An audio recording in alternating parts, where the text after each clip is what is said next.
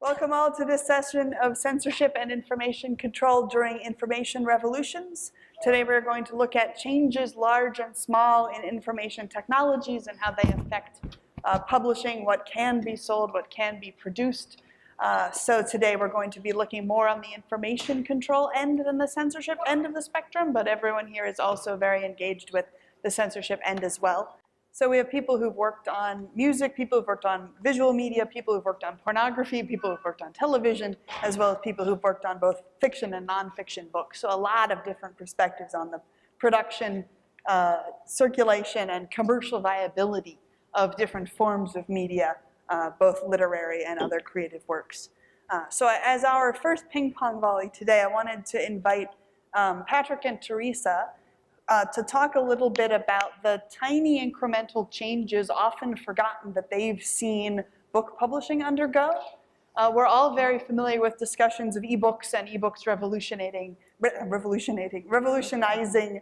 book printing and what's happening, and lots of melodramatic discussions about whether books are dead, etc. But these are publishers who have seen many small technological changes, pre-ebook, in fact, as well as during ebook, in what is produced, what can be produced, what is sold, what can be sold.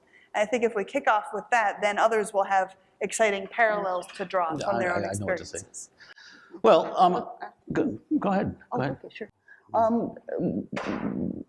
In the run-up to this discussion, I was thinking about, well, censorship, I mean, how much experience do I actually have with that? And I got to thinking about what actually keeps words from getting out onto the air or onto the pages of books. And mostly what I've seen is not censorship the way that we think about it, not the Orwellian kind of censorship, but people deciding, or even just assuming without thinking about it, that the audience ought not see this, or wouldn't be interested in seeing this, or we couldn't possibly make a profit selling this, and it's a remarkable amount of communication fails to ever reach the public for those reasons, and we like to think that when we make those judgments we're right, but it's better to tell a story. Here's a quick one. It used to there's still gay bookstores out there, but there used to be a lot more. It was a big thing. And one of the bits of fallout from that was we started getting sales figures showing us exactly how much science fiction and fantasy was selling through gay bookstores. Answer, a really surprising amount. And what I watched was within just a very few months, gay content go from being something that the editor kind of mumbles about when the book's being presented for the first time to a selling point that you put on your documentation so the sales force will be clear on, something that gay content, because what we knew from just this one change, that we were getting information broken out in a particular way, was we have a huge audience there. Yeah, suddenly editors are being chided by the sales force for not highlighting LGBT, et cetera, content, which was a huge change and took place over a period of a year or so. I thought it took about 2 months. Yeah, it was pretty rapid. Can I take the people? There's a lot of sort of folk knowledge that's exaggerated about various recent changes in book publishing, particularly in genre fiction publishing, but book publishing in general. I've been working in the industry for over 30 years, and when I was first an editorial assistant at Doubleday book clubs in 1984, publishing was in a total crisis, and everybody was about to lose their jobs, and nobody reads, and the usual panic, none of which was true. That's been happening about every 6 months ever Barnes since. and Noble is going to destroy book publishing. Amazon is going to destroy book publishing. Nobody in America reads books, et cetera, et cetera. Ebooks are going to destroy book publishing. Almost nobody realizes what the biggest single change in the conditions and circumstances and channels of book publishing, the one with the actual biggest sociological impact in the last 50 years, is the complete collapse of the mass market paperback distribution networks that took place from about 1989 to about 1999. This is something that almost nobody knows about, and it really, really changed a great deal about how American society takes in books. I think a lot of people in this room are probably too young to remember that from about the late 1940s to sometime in the mid to late 80s, most supermarkets in the United States had large paperback racks, like 128 pocket wire displays. Or at least a they spinner, had, and they had, well, the spinners were for smaller stores like convenience stores and Rexalls, pharmacies, et cetera, But and the point is, they didn't just sell, torrid romances and best-selling authors. They sold everything. I mean, they sold Rachel Carson's Silent Spring. They sold Alvin Toffler's Future Shock and Marshall McLuhan. Public affairs books, books of informed opinion, literary fiction, Gore Vidal. Translations of Euripides. Collections of modern translations poetry. of Sartre, whatever. Basically. I could keep backing up on this history and telling it backwards, but essentially, the mass market paperback, as we understand it, was a revolutionary invention that was really finalized in the late 1940s.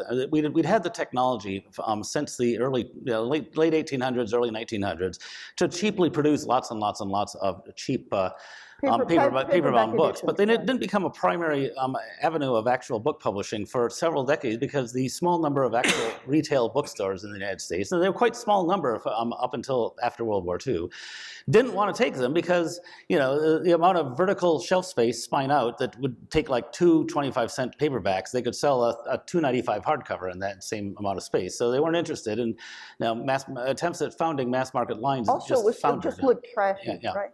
So the big innovation of the late 40s was that the people who invented modern mass market paperback publishing essentially turned their backs on retail booksellers and said, we're just going to piggyback on the existing magazine and periodical and newspaper distribution networks. We're going to make our books as much like periodicals as we can. We're going to sell them in monthly lists rather than seasonal lists. And we're going to offer the same terms that Harper's and Look and Collier's and the Saturday Evening Post offer, which is retailers take X number of copies, and the unsold copies, they tear off the covers, send them back for full credit. At the end of a month. At the end of a month, exactly.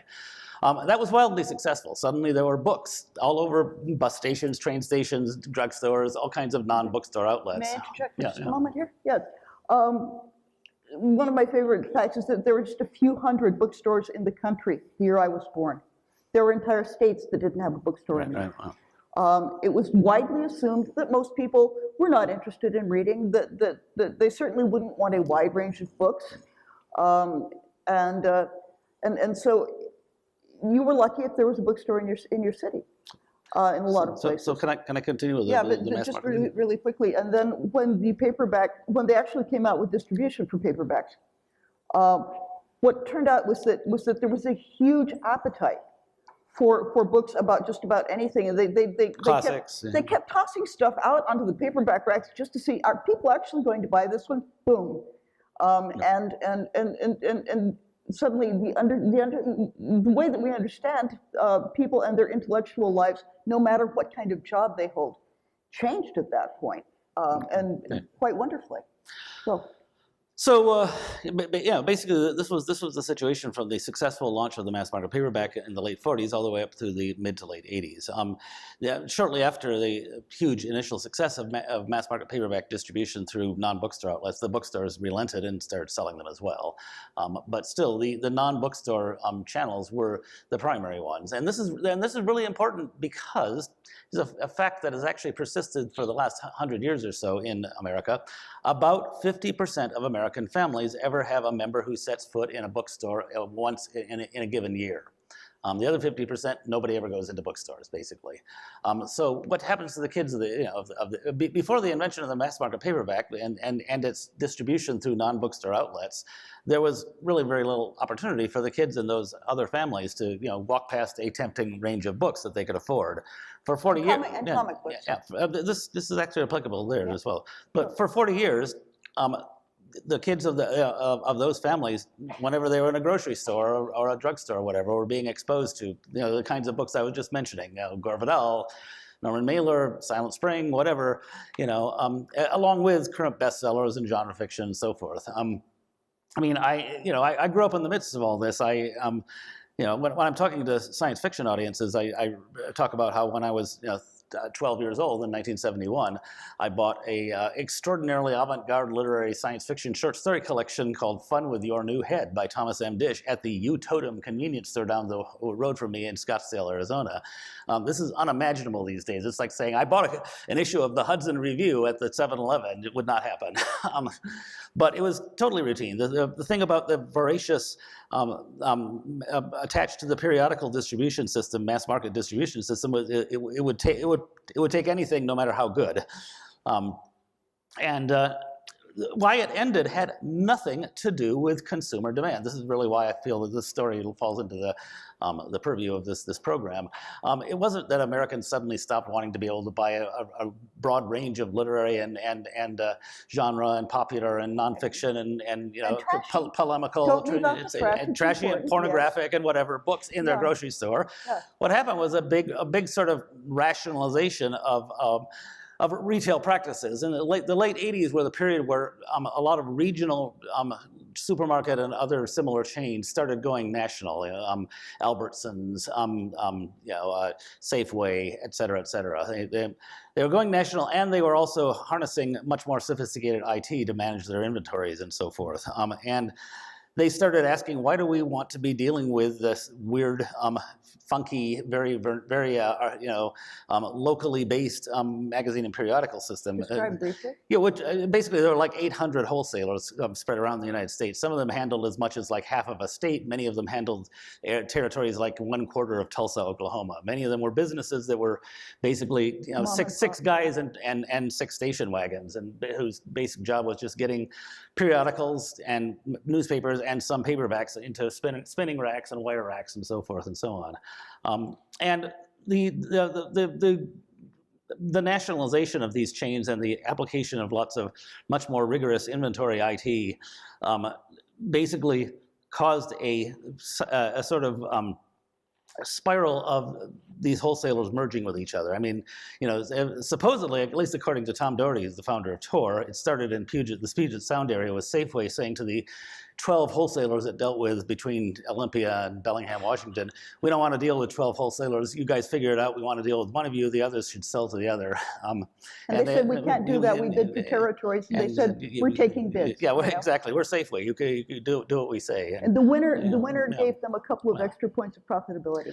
So the net results of this is that as of now, there's like one wholesaler in the country, ReaderLink, that basically supplies what paperbacks actually do get into non-bookstore outlets. And it's a very constrained list. You're missing a connection there, which is that because they gave away profitability and book distribution was already a very marginal business, they started going out of business. So they just merged into each other as they collapsed.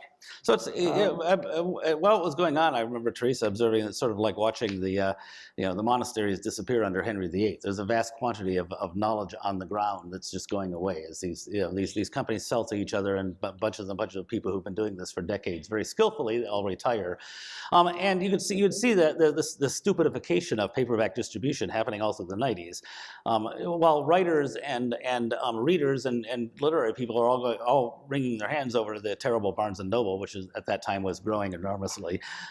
This was the real disaster that was going on. In fact, the growth of Barnes and Noble was actually a kind of counterweight to this and kept a lot of authors' careers going.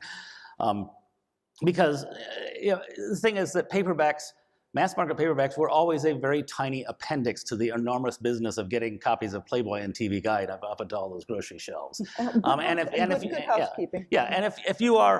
If you are a gigantic colossus that has suddenly come into being and is responsible for like 7 Western states distribution, and the people who still have jobs are people who 10 minutes ago were running the equivalent of 1/4 of Tulsa, Oklahoma. And the fact that they've taken over all this new territory doesn't mean that they actually have capital to deal with it.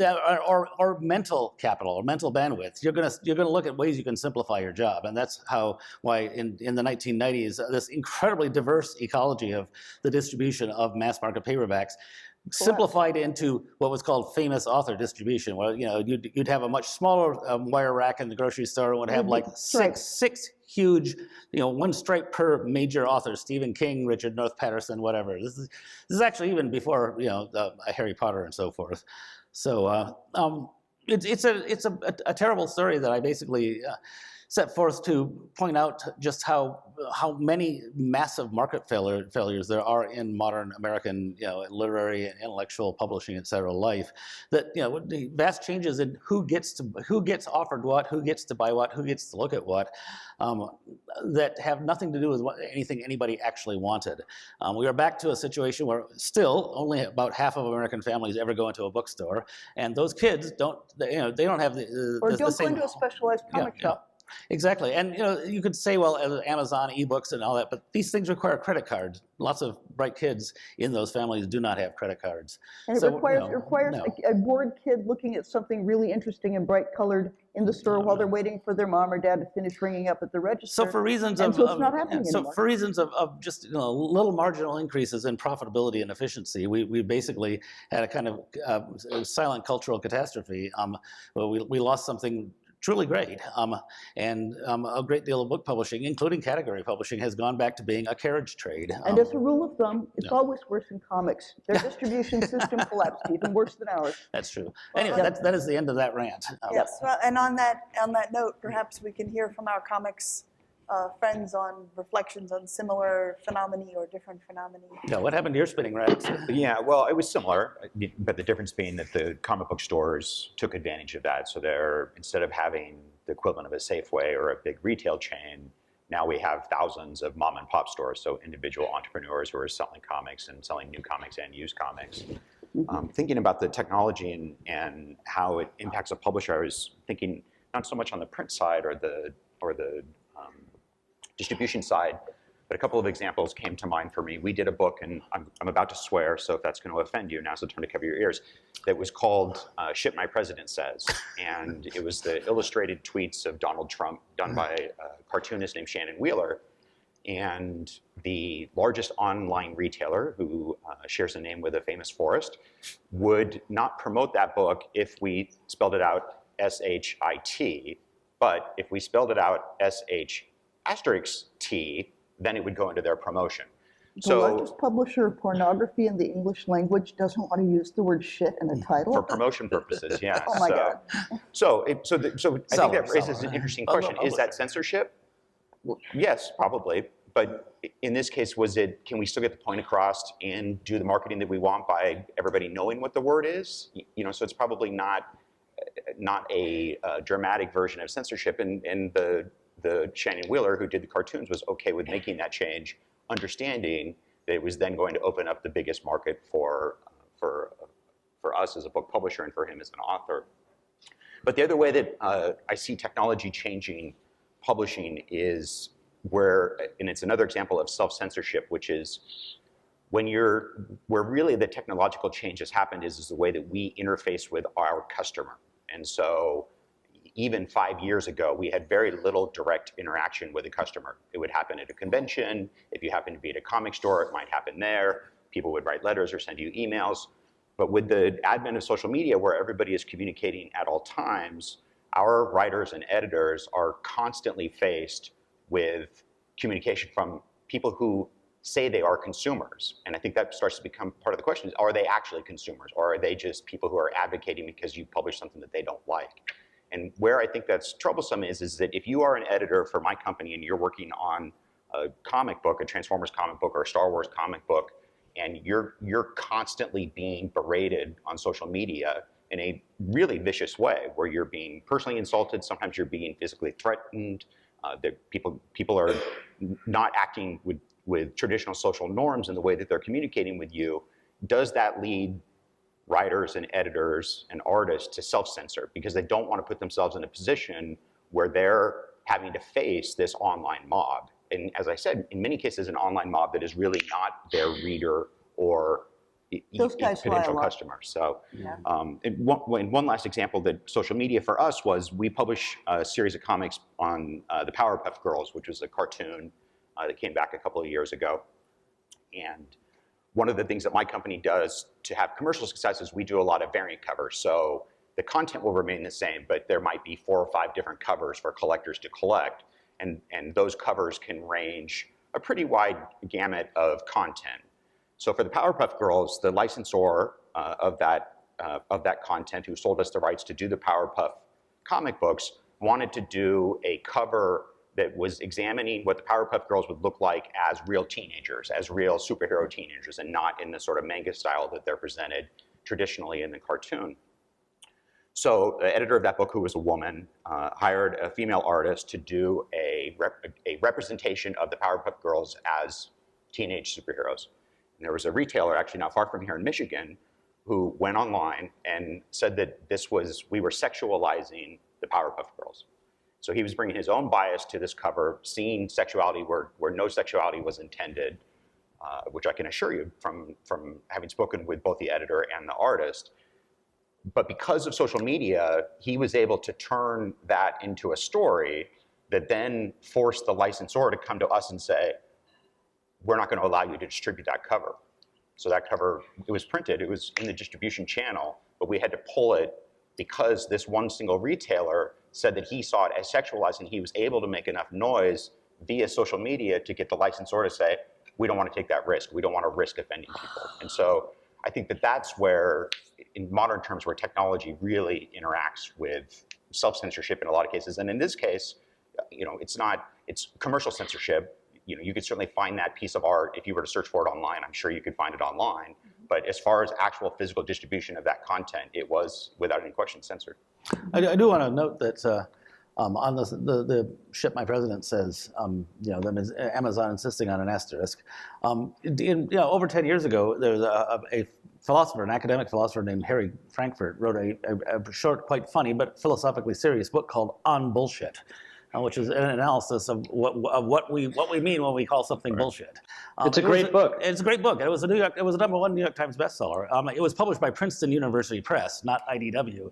Amazon didn't make them put an asterisk on the I. Nobody did. It didn't have an asterisk on the I when it showed up in the New York Times. Part of that is our power. We're distributed by Penguin Random House, so it's one of the one of the largest publishers in the world. But they would have, just to be clear, they would have sold the book if we kept it as Ship My President. Oh, I'm sure that's true. They just wouldn't promote it. Right. And so that was I just looked up this 12-year-old book by Harry Frankfurt on Amazon just now, and it's still got a promotional price. Right. I'm just basically saying that it's not the discounting of the price. It's there's a caste system. Right. No question, there's a caste system. But when I'm talking about promotion, just so it's clear, I'm not talking about the discounted price. I'm talking about they have a complicated algorithm where if you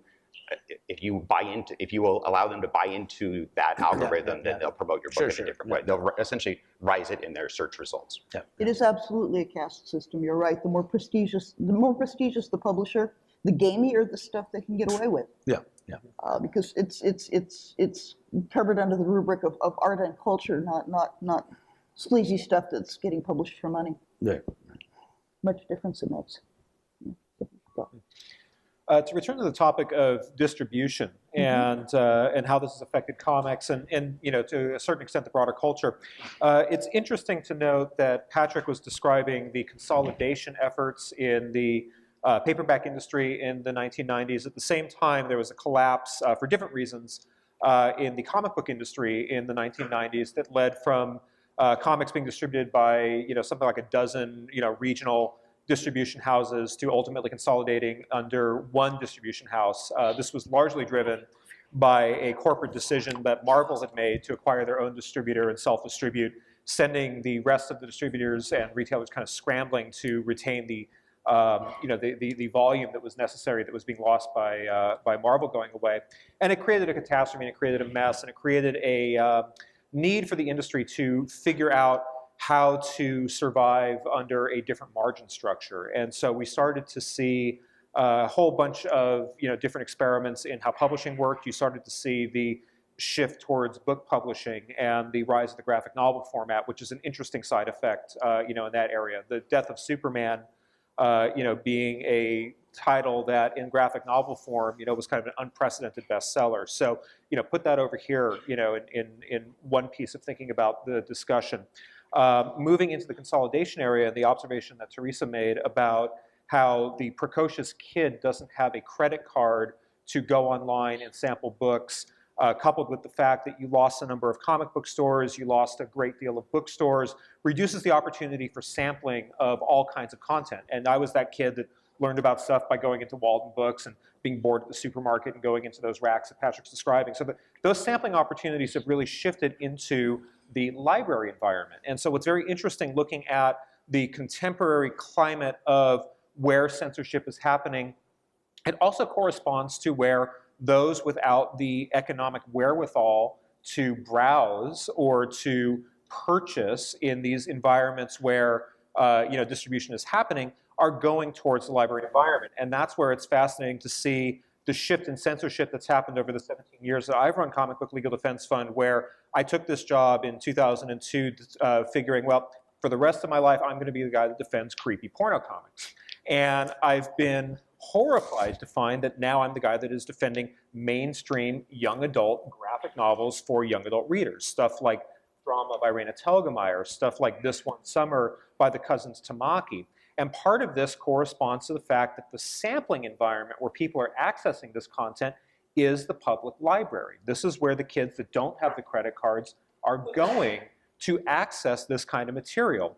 They're being able to access comics material which were low-value speech for half-wits and children in the 20th century into being quasi-respectable because the economic model for publishing shifted in the late 90s and early 2000s from the periodical format as a kind of bastard child of the magazine into the book format, which became a little bit more viable, making it possible for this stuff to move into a library environment in the first place. So those convergences, happened and ultimately had positive results. But what you're seeing right now is a climate where, we've gone from really being concerned about protecting the outer fringe of expression, the right of adults to access adult material, to people expressing concerns about the welfare of minors, and not in the traditional, let's protect the children from nude images, let's protect the children from the explicit adult depiction of sexual content, but to let's protect the children from the ideas that I don't want my children to be raised around, such as the chaste kiss in Drama by Raina Telgemeier, such as the frank discussion of miscarriage with no visual depiction in This One Summer. And so it's a constantly evolving set of circumstances that corresponds with the distribution, with the changes in technology, and with the venues where those that do not have the means can access materials. It's a fascinating and constantly evolving problem and climate. It's so interesting how analogous the process that you guys have described is to what happened in the recorded music industry between the 1990s and the 2000s. So exactly the same consolidation on the distribution side led to the kind of, for most of the 20th century, recorded music was sold in the US in mom and pop shops, independently owned, neighborhood-based shops that were organized in terms of, the dedication of floor space around discovery, around sampling, around investigation and kind of serendipity. And each one carried a different, none of them had a massive library, but each of them carried a different and distinct library. And that's why you'd have multiple music shops even in a single relatively small economic zone. And then in the 1990s, you get this massive consolidation of distribution, and all of a sudden there's this growth of these nationwide and sometimes international music chains, the Tower Records, HMV, Sam Goody, and what they do is they also not only standardize, their inventory, so it's identical no matter which shopping mall you go to, walk in the door, but they also nationalize and to a certain extent internationalize end cap promotion. Mm-hmm. So exactly the same handful of acts that are receiving millions of dollars in promotional dollars from the record labels are being promoted within the retail environments in all these stores. But then something really interesting happens, which is they have this kind of like 5 or 10 year window, and then the big box retailers could you specify who were what not years? music sellers. Sorry, could you specify what years in that 5 to 10 year window? Can someone closer to it? The late 1980s to the late 1990s. Thanks. And then, so what happens is in the mid-90s or so, you get the big box electronics retailers and general retailers. You get Walmart, Costco, Best Buy, Circuit City, using that infrastructure, that consolidated distribution infrastructure that the big box music retailers had pioneered, to put them out of business, because they start selling music at under wholesale as a loss leader to bring people in the door. And by the year 2000, Walmart is the single largest retailer of recorded music in the world. They controlled something like a third of the entire American retail market. And they started it with exactly the same kind of censorious policies that you guys are describing on the book side, where they would tell record labels, not because of necessarily overtly sexual or violent content, but on the basis of values. We don't like what this song is about. We don't like the art on this album cover. Guess what, major labels? You have to change it if you want us to stock it. And if we don't stock it, you're not going to have a hit. Yeah, so this is the rule. Only white people are allowed to sing about outlaws. If black people do, it's evil rap music and it's contributing to the delinquency, et cetera. And you're absolutely right. Rap and hip hop and R&B were the primary targets of the censorship in that era. And it was only so the next phase that happens is the real estate boom following the dot-com crash in the early 2000s increases the cost of brick and mortar real estate by sometimes 300, 500% per square foot. All of a sudden, the big box retailers don't see any point in using music as a loss leader, and all of the dedicated music stores go out of business. They all went out of business in 2007. Tower Records, HMV, Sam Goody. They all folded because of real estate costs and because they were having their lunch eaten by these other guys. So all of a sudden, it's like 2007, there's no place to actually buy recorded music. The mom and pop shops got killed by the music conglomerates. The music conglomerates got put out of business by the brick and mortar big boxes, and the big boxes deprioritized music because they needed to use DVDs and video games, which actually had a higher margin on them than music did. And so everybody starts to buy online. That's exactly the moment that Apple blows up. But that creates a crisis that I don't think you have in the book industry, which is the decoupling of the product. Yeah. Where instead of selling albums, all of a sudden they're selling singles. And of course, most consumers only want 2 or 3 singles off of an album, which means that the demand drops overnight by 50, 65%. I'm reminded by these of all of these different factors, which are really about how changes in distribution and especially standardization of distribution means that instead of 1,000 different books or different albums, each of which sells 100 copies, you instead have 100 books or 100 albums which each sell 1,000 copies, so that you have maybe the same amount of stuff being purchased by people, but far fewer different titles, whether it's different novels or different artists, or and the same can happen with film. And the effect of that on art, the effect of that of what's produced is substantial, which reminds me of an anecdote from an author friend of mine. A plumber had come to her house to fix the plumbing. And while chatting, asked her what she did, and she said, "I'm a novelist." And he said, "How many novels have you published?" And she said, 9. And he said, "How many have been made into a movie?" And she said, "None of them have been made into a movie." And he said, "Oh, you must be incredibly unlucky to have had 9 novels out and none of them made into a movie. But if the only books you ever see are the ones that are in a rack at a grocery store, almost all of them say now a major motion picture on them, or soon to be a major motion picture, because that's what gets into those magazine racks." So for somebody whose main book consumption was that space, it appears suddenly as if almost all books are movies. Whereas a few decades earlier, instead you had the same number of books in any given grocery store, but a much wider range of books over all grocery stores, only a few of which are a movie. And that's a very telling sampling of how these changes in distribution affect not only what art is out there, but even people's perception of what art is out there. And he genuinely thought there were only that many novels every year. I do want to make just one point of clarification. I actually think that for that book publishing is in pretty good shape, aside from the stuff I'm talking about. Certainly in the genres fantasy and science fiction that Teresa and I work in, we're having a real golden age of brilliant authors becoming quite commercially successful. People like N.K. Jemisin and John Scalzi, et cetera.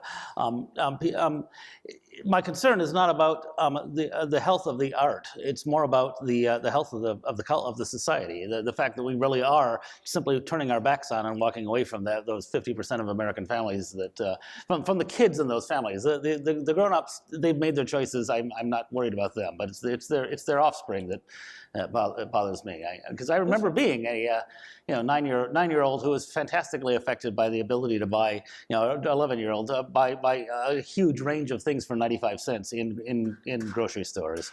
It was a tremendous cultural benefit that has just evaporated for no good reason. Well, the scale of mass promotes a kind of homogeneity. This is what we're. That's the thing. Is that the golden age of the mass market paperback did not promote homogeneity. It promoted a vast diversity. It was when it was consolidated into the scale tiny, of consolidated. Yeah, mass. exactly. Yeah, I don't think that you get the same number of sales. Yeah. I think that more people read when there's that greater variety. Something's going to catch their eye. But when it collapses in, when you get a smaller number of choices, fewer people buy fewer books or comics or magazines or music for that matter. Yeah. It's worth saying that there are sort of there's a history of social science research that goes into these kinds of questions about diversity of readership and the different ways in which communities, often not metropolitan communities, but out in second order cities and things like that, pick up what varieties of textual material there are and make, as it were, culture out of them. And this sorry? And to some extent, it's a literature that seems to exist in a kind of perpetual present, and nobody's really written very much about its development and its internal evolution of research strategies. But I think one of the interesting source points for it actually is a moment in the mid-20th century, running from roughly, I would say, the late 30s to the late 50s, when there was this kind of concern, almost a culture panic, about something like the demoralizing effects of mass circulation paperbacks combined with things like comics and also tabloid newspapers, which went through their peak production period in the mid-20th century. So in the UK, where I come from, newspapers were sold in absolutely phenomenal amounts in the mid-20th century. And there was this moment of concern that working class audiences especially might be seeing a dramatic homogenization of their culture, because it was thought by academics essentially that they were reading like pulp fiction, comics, tabloid newspapers, and nothing else. And it was thought that this was going to kind of wipe out what had been a romantically pictured notion of working class cultural diversity.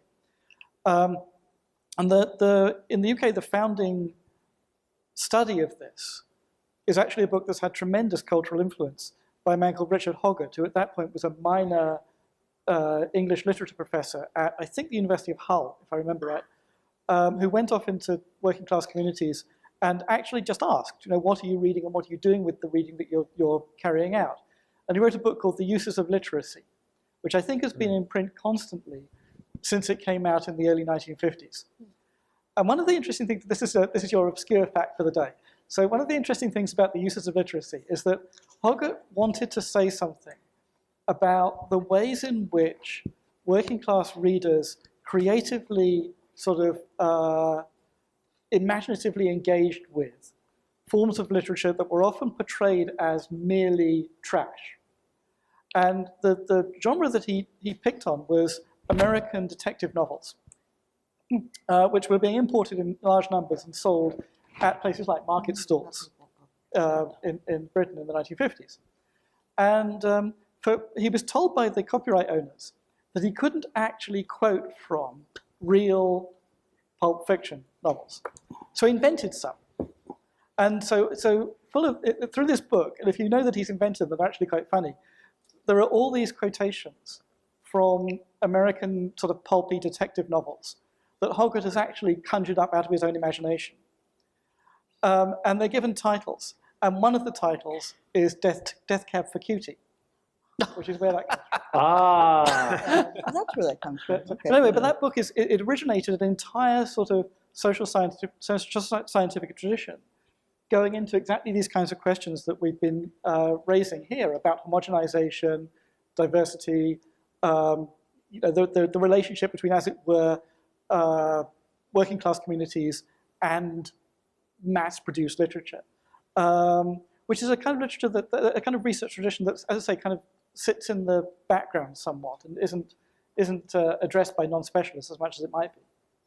But it's also something that I've mentioned several times in this series, Orwell's essay on the prevention of literature, which we read, which has so many complaints about the constraint of the press, which feel exactly like the complaints about constraints on the press that people make now. But it also has a lament about the death of reading and the death of published paperback books, and that this is caused by the consolidation of publishing among a few hands. And he's complaining about this again in the later 1940s. So the consolidation process and proliferation and consolidation and then a new proliferation and a new consolidation is something that's been a constant, not only of what's been happening over the past century, but also of what people have been very conscious of happening and affecting publication over the past century. And over it's been discussed in often apocalyptic terms as different waves of consolidation have happened, each of which have genuinely had a huge effect on what's produced.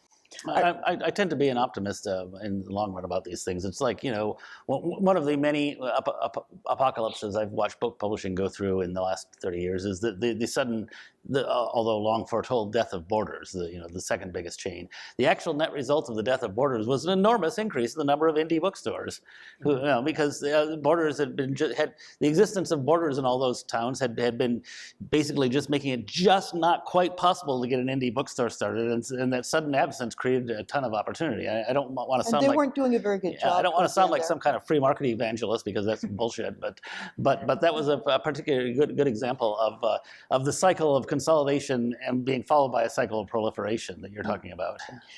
I remember when home desktop computers were first starting to become available, and there was a lot of questions about sure, you can sell these to people, but what are they actually going to do with them? Maybe it's like your wife can keep her recipes on them or something, but really, what do people need with computers?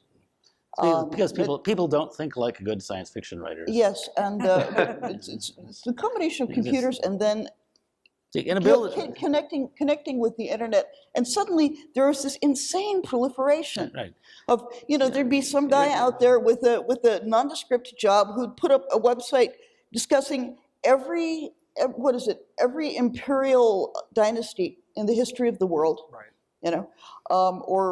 People in 1980 were unable to foretell the growth of entire genres of fan fiction devoted to wrapping Roy Orbison in cling film. I'm not making that one up. Yeah, indeed. Before the internet, there were no commercially published sources of slash, which is a major taste in erotic literature for women, and that was completely non-served, except in these very hard to find small niches. And God, there's a lot of it online now. Well, one of the really interesting proliferation issues right now is that there is more content being produced on a regular basis now than perhaps at any other time in human history. There's more content than there are channels for the content to flow through. Yeah. At risk of, everybody's talking about things like comics and mass production, paperback literature and things like that, which are all very interesting. At risk of kind of bringing it back to the level of the totally boring. I live in the academic world, and that has a publishing industry of its own, which has its own peculiar character. So one of the things about that is that we tend to assume that print runs for books over the 500 years of printing generally go up, But in fact, the average print run for an academic monograph now is lower than it was for Copernicus in 1543. The last time I looked was about, you may know more recently than I do, but the last time I looked was maybe 5 years ago, and it was down then to about 350 or 400 copies. Yeah. At which point you almost might as well just photocopy, something and send it off to your friends. And this is coupled with two other things. One of which is that if you do a PhD now, it's very likely that the academic publishing world will dictate to you that you embargo your dissertation digitally. So you might send out physical copies of it. Paper copies can still distribute. But the digital copy, and these things are born digital now, so they often include, things like color illustrations. The digital copy has to stay completely secret, and there'll be like one version of it which is lodged in a library system somewhere. So the publishing industry basically prevents the circulation of... So I actually have a tragic personal story about that, Adrian. But when I finished my dissertation and got my doctorate in 2007, I wrote a dissertation about remix culture, which was a kind of exciting new subject at the time. And my university, the University of Southern California, created a kind of digital repository of our dissertation. So that was not something we could embargo. But I did want to sell it as a book. And Cory Doctorow offered to post a link to my dissertation on Boing Boing. And so I asked a bunch of my friends who were more senior academic, what should I do? Should I let Cory Boing Boing it, to use the verb version of the word, or should I ask that he don't, so that I have a better chance of selling it to an academic publisher? And most of the academics I spoke to said, under no circumstances should you let Cory post it onto Boing Boing. And then one friend of mine, a guy named Siva Vaidyanathan, who you guys might know the work of, said at the time, no, you'll totally get famous. You should totally do it. And I didn't take Siva's advice. And so I told Cory, thanks, but no thanks, don't post my dissertation. And then I went on the academic publishing circuit and ended up selling my book to UMass Press, where Siva was the series editor. So I didn't do myself any favors by not allowing the dissertation to be posted online. And I think that's to this day, 12 years later, I regret that decision. But I think you're absolutely right. Hundreds, if not thousands, of academics are faced with that choice of, you've just spent 3 years working on the most important project of your life. Are you going to keep it secret in an effort to develop your career, or are you going to try to share it with the world, which is the only reason that you spent the time and energy on it in the first place? And that's tragic. And in my PhD advising, I try to teach my students to thread that needle, but it's a very difficult balancing act. Yeah, the trouble is that if you're a PhD student, you have no, sway with these industry types, and they are increasingly more or less gateways into, or gatekeepers for academic careers. And at the same time, of course, the actual price of the monographs they do issue goes up and up and up. Yeah. And they issue them in fewer and fewer copies, to the extent that I've somewhat cynically come to think that the business model of academic publishing is aimed at an endpoint where they publish 0 books at infinite price. Yep. I don't want to make a brief for the predatory practices of academic publishers, but I do want to point out that one of the things that I think is driving the smaller and smaller print runs is a technology that people were very excited about 15 or 20 years ago, under the general rubric of print on demand. The dream, the great failed dream, was that every bookstore would have the giant print on demand device, and you would go and program the book you wanted into it, and it would spit out a fully printed hardcover book with a jacket and everything. And the refutation of this is, how often does your office's copy or break down? That's right, yeah. But in fact, the suite of technologies called print on demand, what it wound up being was a way that that established incumbent regular old publishers could print books in much smaller runs economically without the unit cost being astronomical. 25 years ago, to print 250 copies of a hardcover, you'd be paying $5 or $10 a copy, which is ridiculous, which is just not economically plausible. Now you can do it for something like $3 a copy. Actually, that's part of a much larger process. But yeah. And the other thing going on is that warehousing costs are going through the ceiling. So if it's possible to print fewer copies and you can save on warehousing costs, you can always print more copies if there's more demand. I think that's the logic. It's a terrible thing, but I think that's the logic. Well, and it's not terrifically dissimilar than to what has happened in the comics business. And perhaps Ted, you can speak to the viability of low print runs in our field, and just the fact that there's so much content, including some really strange archival choices being done for very specialized low audience at a high price point. Yeah, we do that too. From an academic perspective, we do a number of books that are about the history of comic strips in the United States and about the history of comic books, mostly in the United States.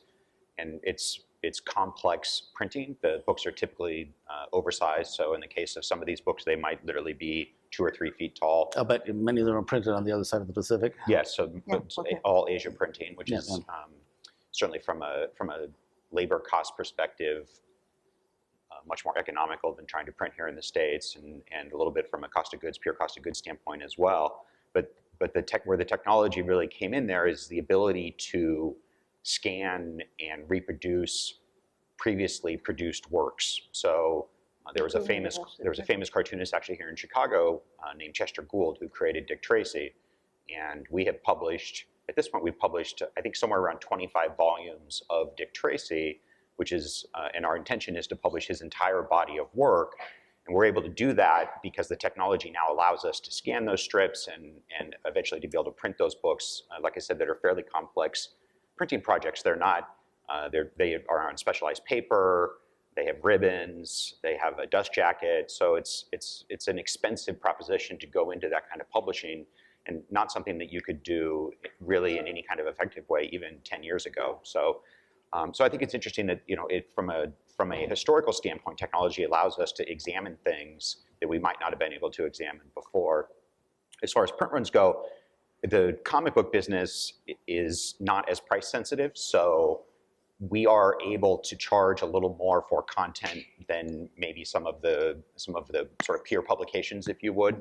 So a comic book typically now is $3.99.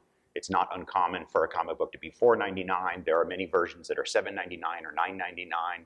So this is an expensive form of entertainment when you look at how much Netflix costs you for a month, right? So if you're looking at $7.99 or $9.99 for Netflix, and you have more content than you could ever possibly consume in a lifetime, and you could spend that same amount on one single comic book, it's a very different consumer choice. And so for better or worse, comics are, they still appeal primarily to collectors, and so there is that a little less price sensitivity.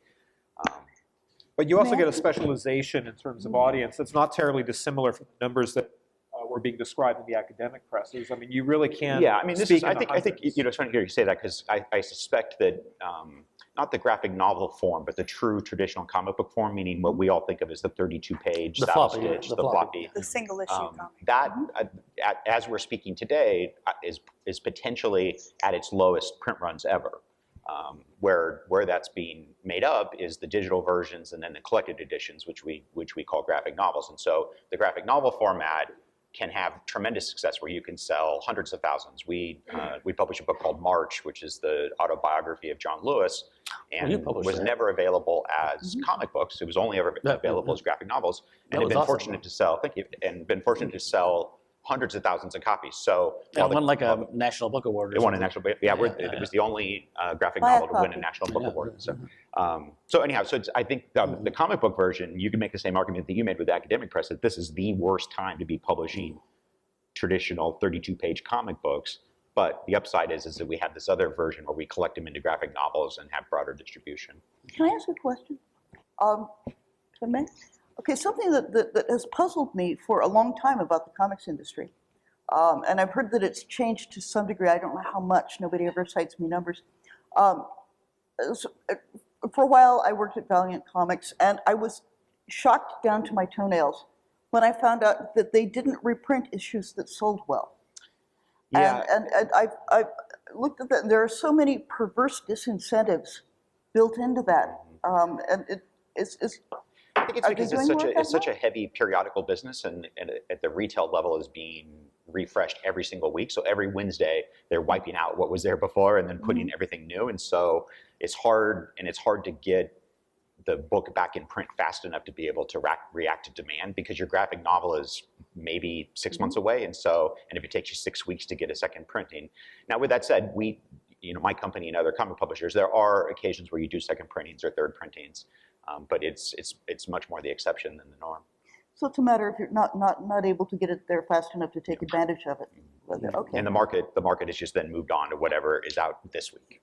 So not looking back as much. So there's an interesting case right now where you may have heard that DC Comics had a issue of Batman where they showed Bruce Wayne's penis. And yes, we got a copy for the class. Okay, so, it's available for all of you who want to see Batman's penis. So it's quite a... Tumblr did mention that a few times. We have it here. So it's an interesting, I think it's interesting.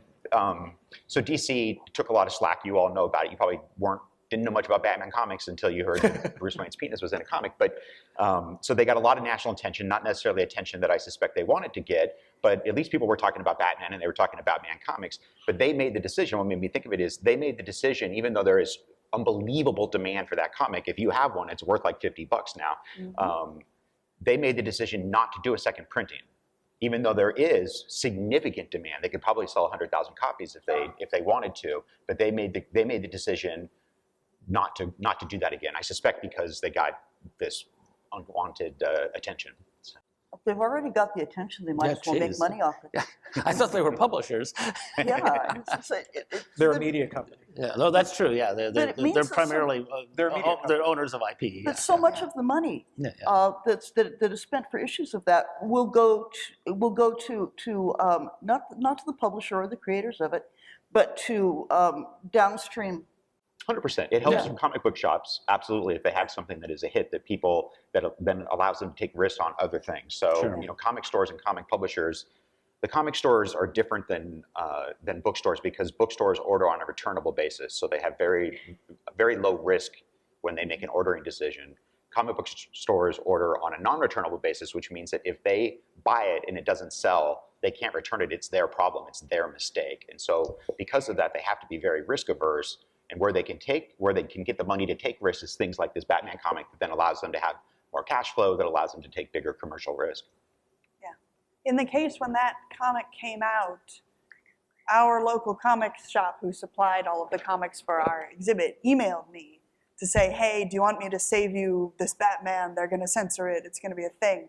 And I said yes, which is why the class has one. But he said that was absolutely the big seller of that month, and was the only sort of moment of, yes, absolutely, every copy of this we ordered has sold. We need to get more if we can, short term.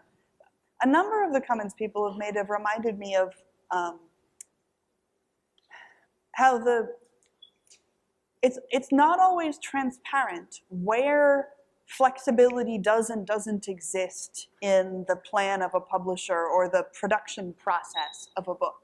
And you'll often encounter something such as, X amount of this has sold and it was a big hit. Logically, they should reprint it.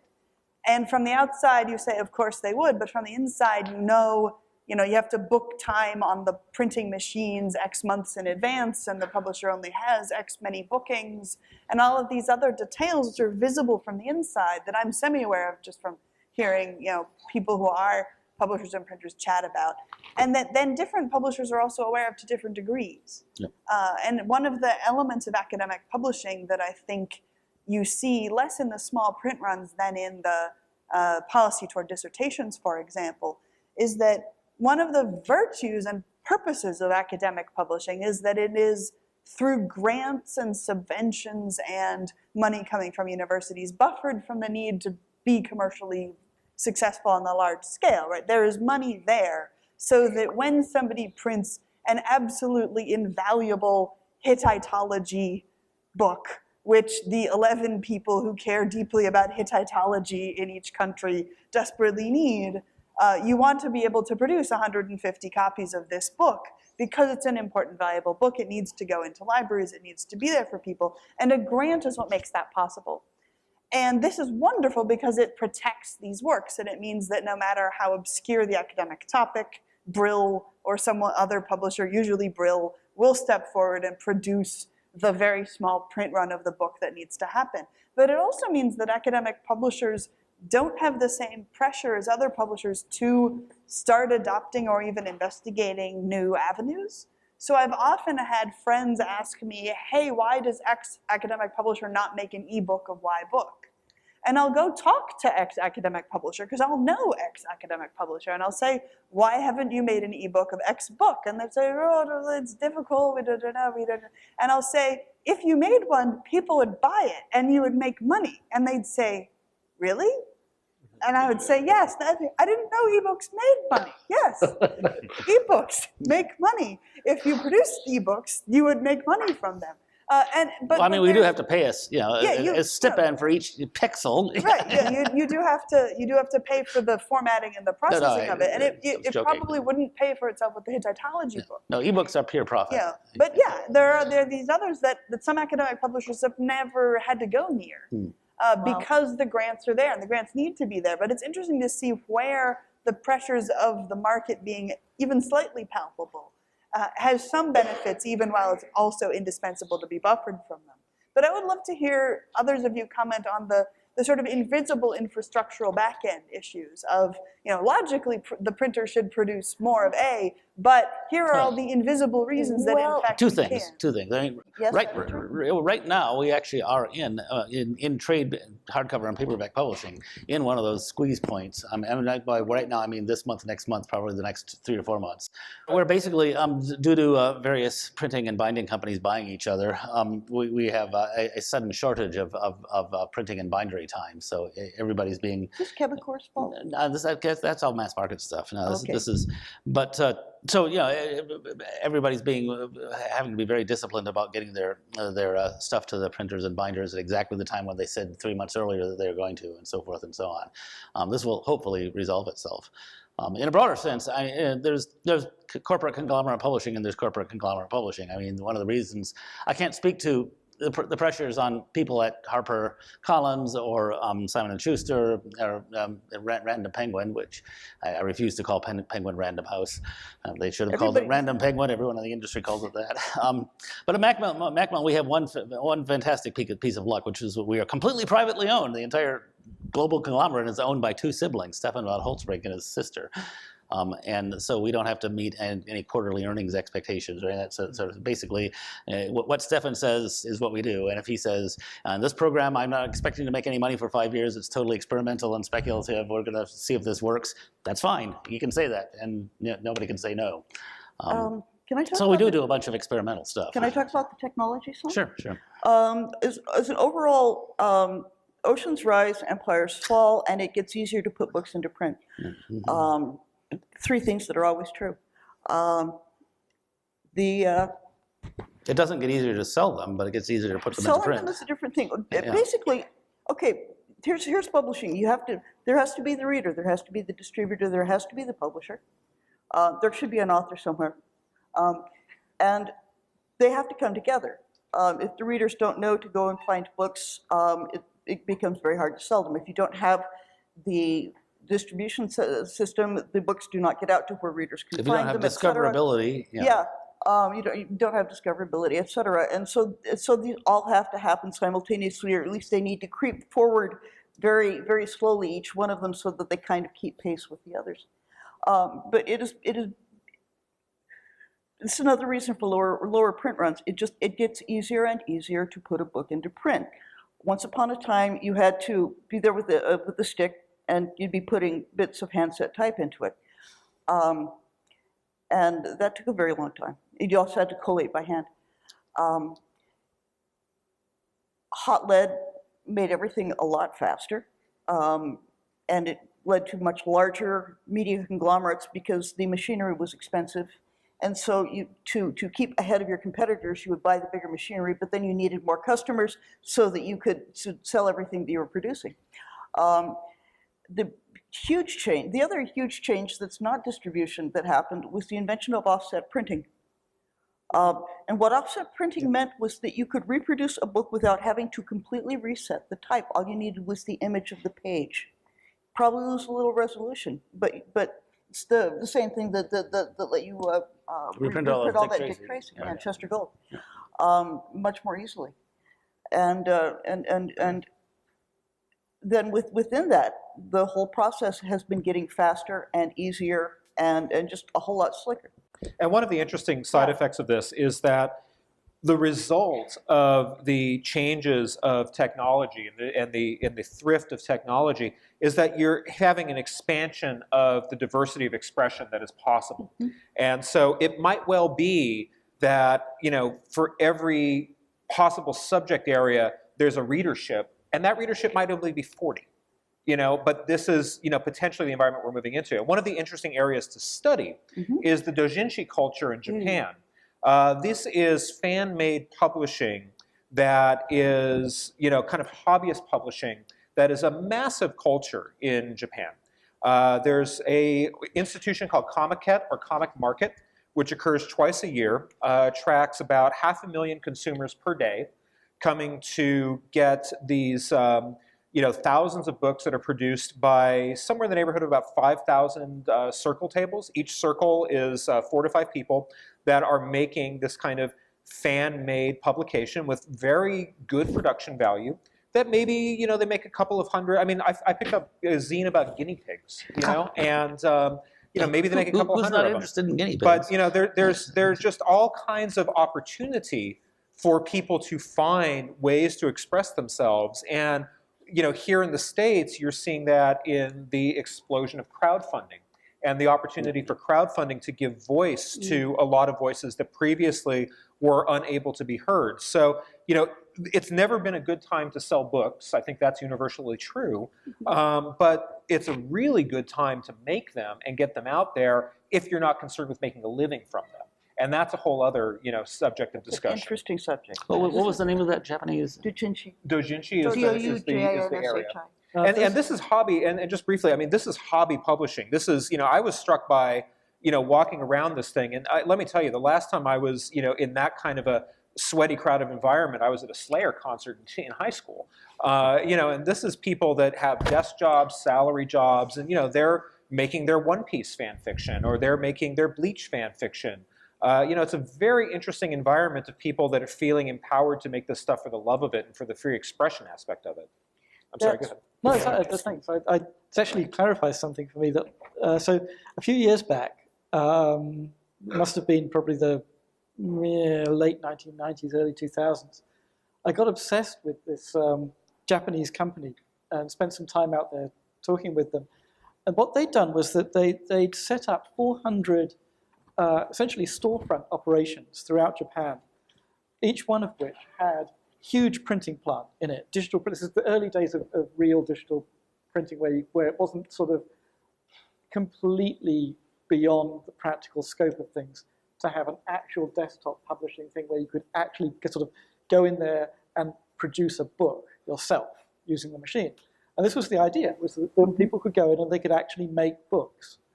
And the guy who ran it had this sort of vision that he was going to radically democratize the act of authorship, where you take the act of authorship to be not just sort of writing a text, but going all the way from writing a text to arriving at, you know, your finished product, which is bound and wrapped, and then you can sell to someone.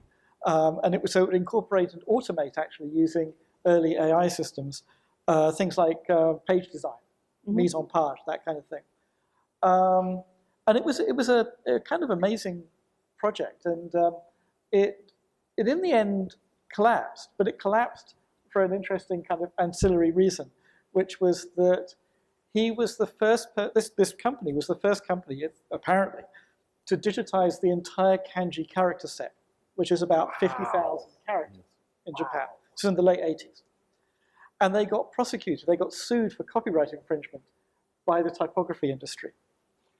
And the thing is that you can't actually copyright characters. They're in Japan or in Britain or America, you can't. There's reasons why, technical legal reasons why you can't, but you can't do it.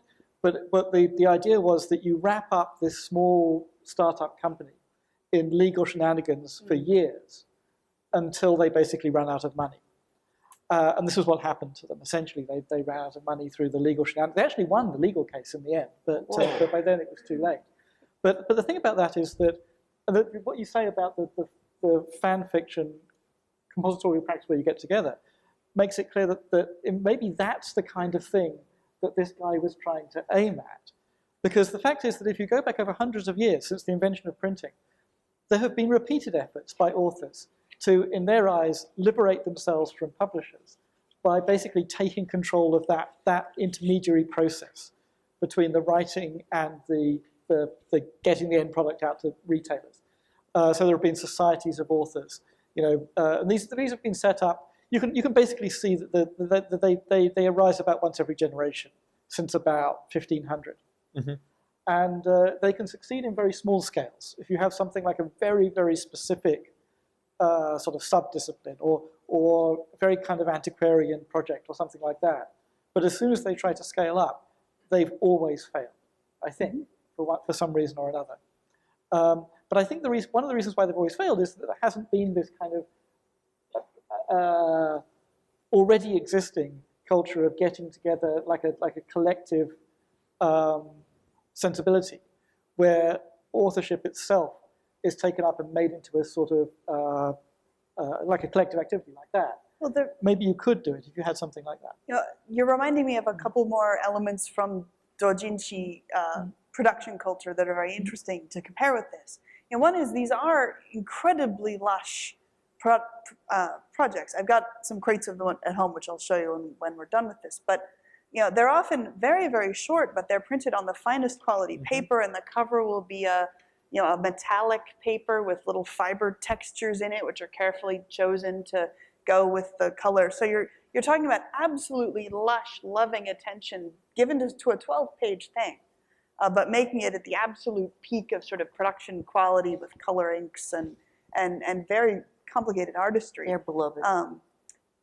But another element is that it has, and it needs this to thrive, it has a very active symbiosis with the professional publishing market in Japan as well. One thing that has to be the case for this to thrive is no publisher will sue a doujinshi author, right? Because every doujinshi author is in fact infringing copyright by printing and selling this material, except for the ones that are making universally out of stuff that's out of copyright for some reason, content. But there is a symbiosis between the industries there, and there is a general recognition that the distribution of doujinshi also spreads enthusiasm about series, enthusiasm about new series, increases the sale of collectibles, which are an enormous part of how the production of anime is funded in Japan.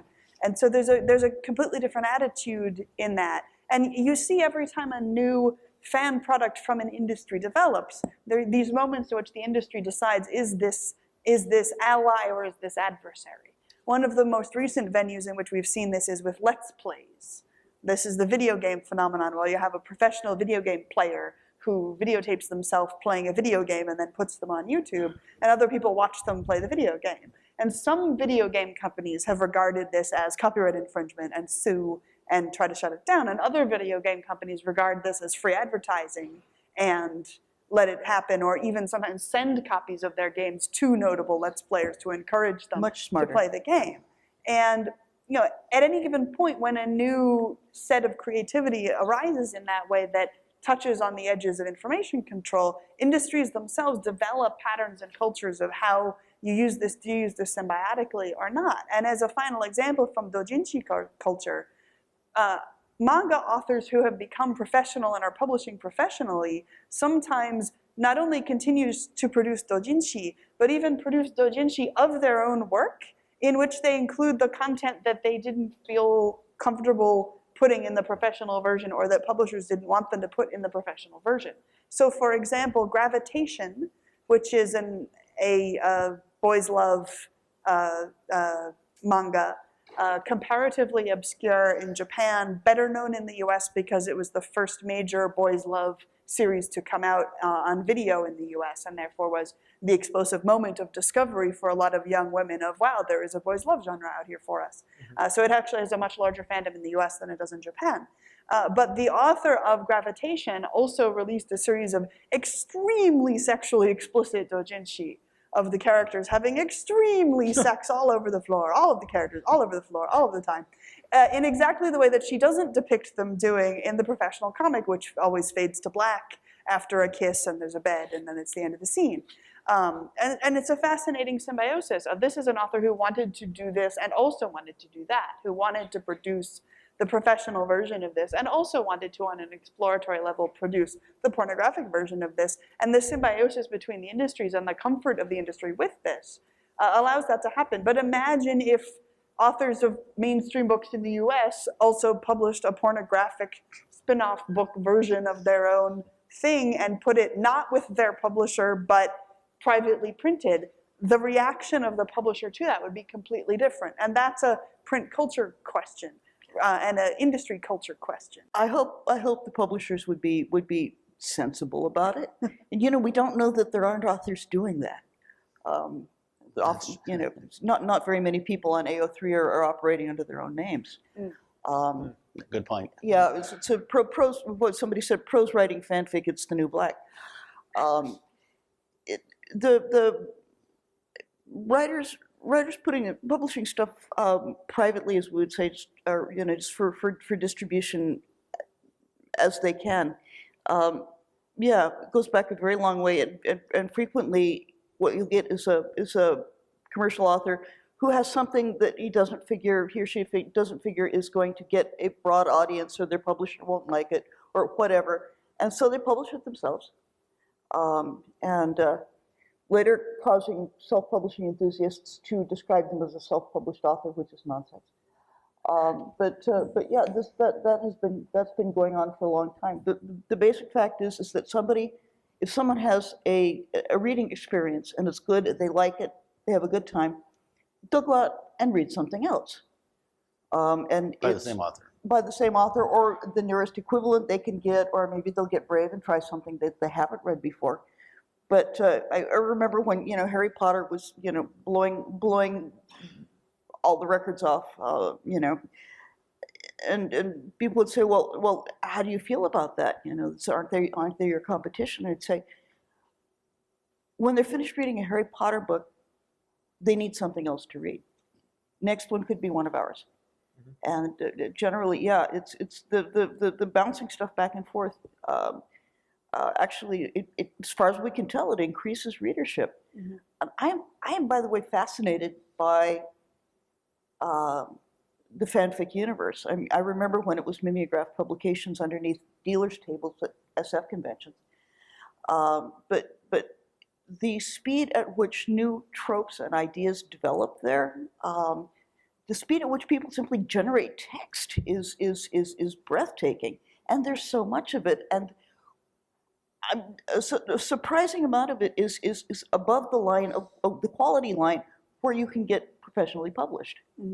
A lot of this is not legally publishable. Well, yeah, it's what distinguishes fanfic is not that it's written by fans or that it's got sex scenes in it. What distinguishes it is that it cannot be published legally. This means there is no cap on how good it can be. That's right. Yeah. I had read online fanfic novels that were at the top level of literary genre fiction in skill. And this is the inversion of the doujinshi scenario, because the doujinshi scenario is that not only is it tolerated to use prominent IP, but to a certain extent encouraged to use prominent IP, which is the inversion of here, where it winds up being licensed, and you have a very narrow window with which you can use those materials. IP meaning intellectual property. Sorry. When at the workshop where Patrick and I teach every year, we go around and ask students, what do you want? What are your ideas of long-term goals for your career? If you're doing pipe dreams, and increasingly, especially over I'd say the last 4 or 5 years, I'm hearing them say, I want to see people write fanfic of my work, which I completely approve of.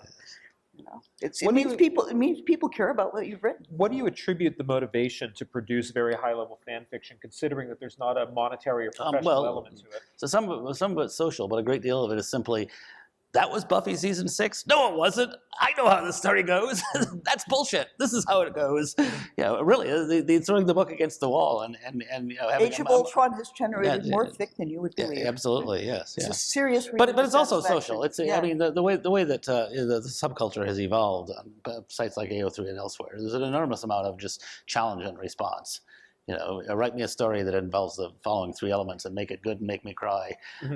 It's amazing how well some people do it. Steve Bruce, professional author, big fan of New York Times best-selling fantasy author. Of Firefly. Yes. And he got a Firefly novel idea in his head, and the only way to really get rid of one of those is to write it. So he wrote it and distributed it among his friends as a You know, word it's as a still word out there document. now, Yeah, you know? you know, it's, You can find it if you're interested. yeah.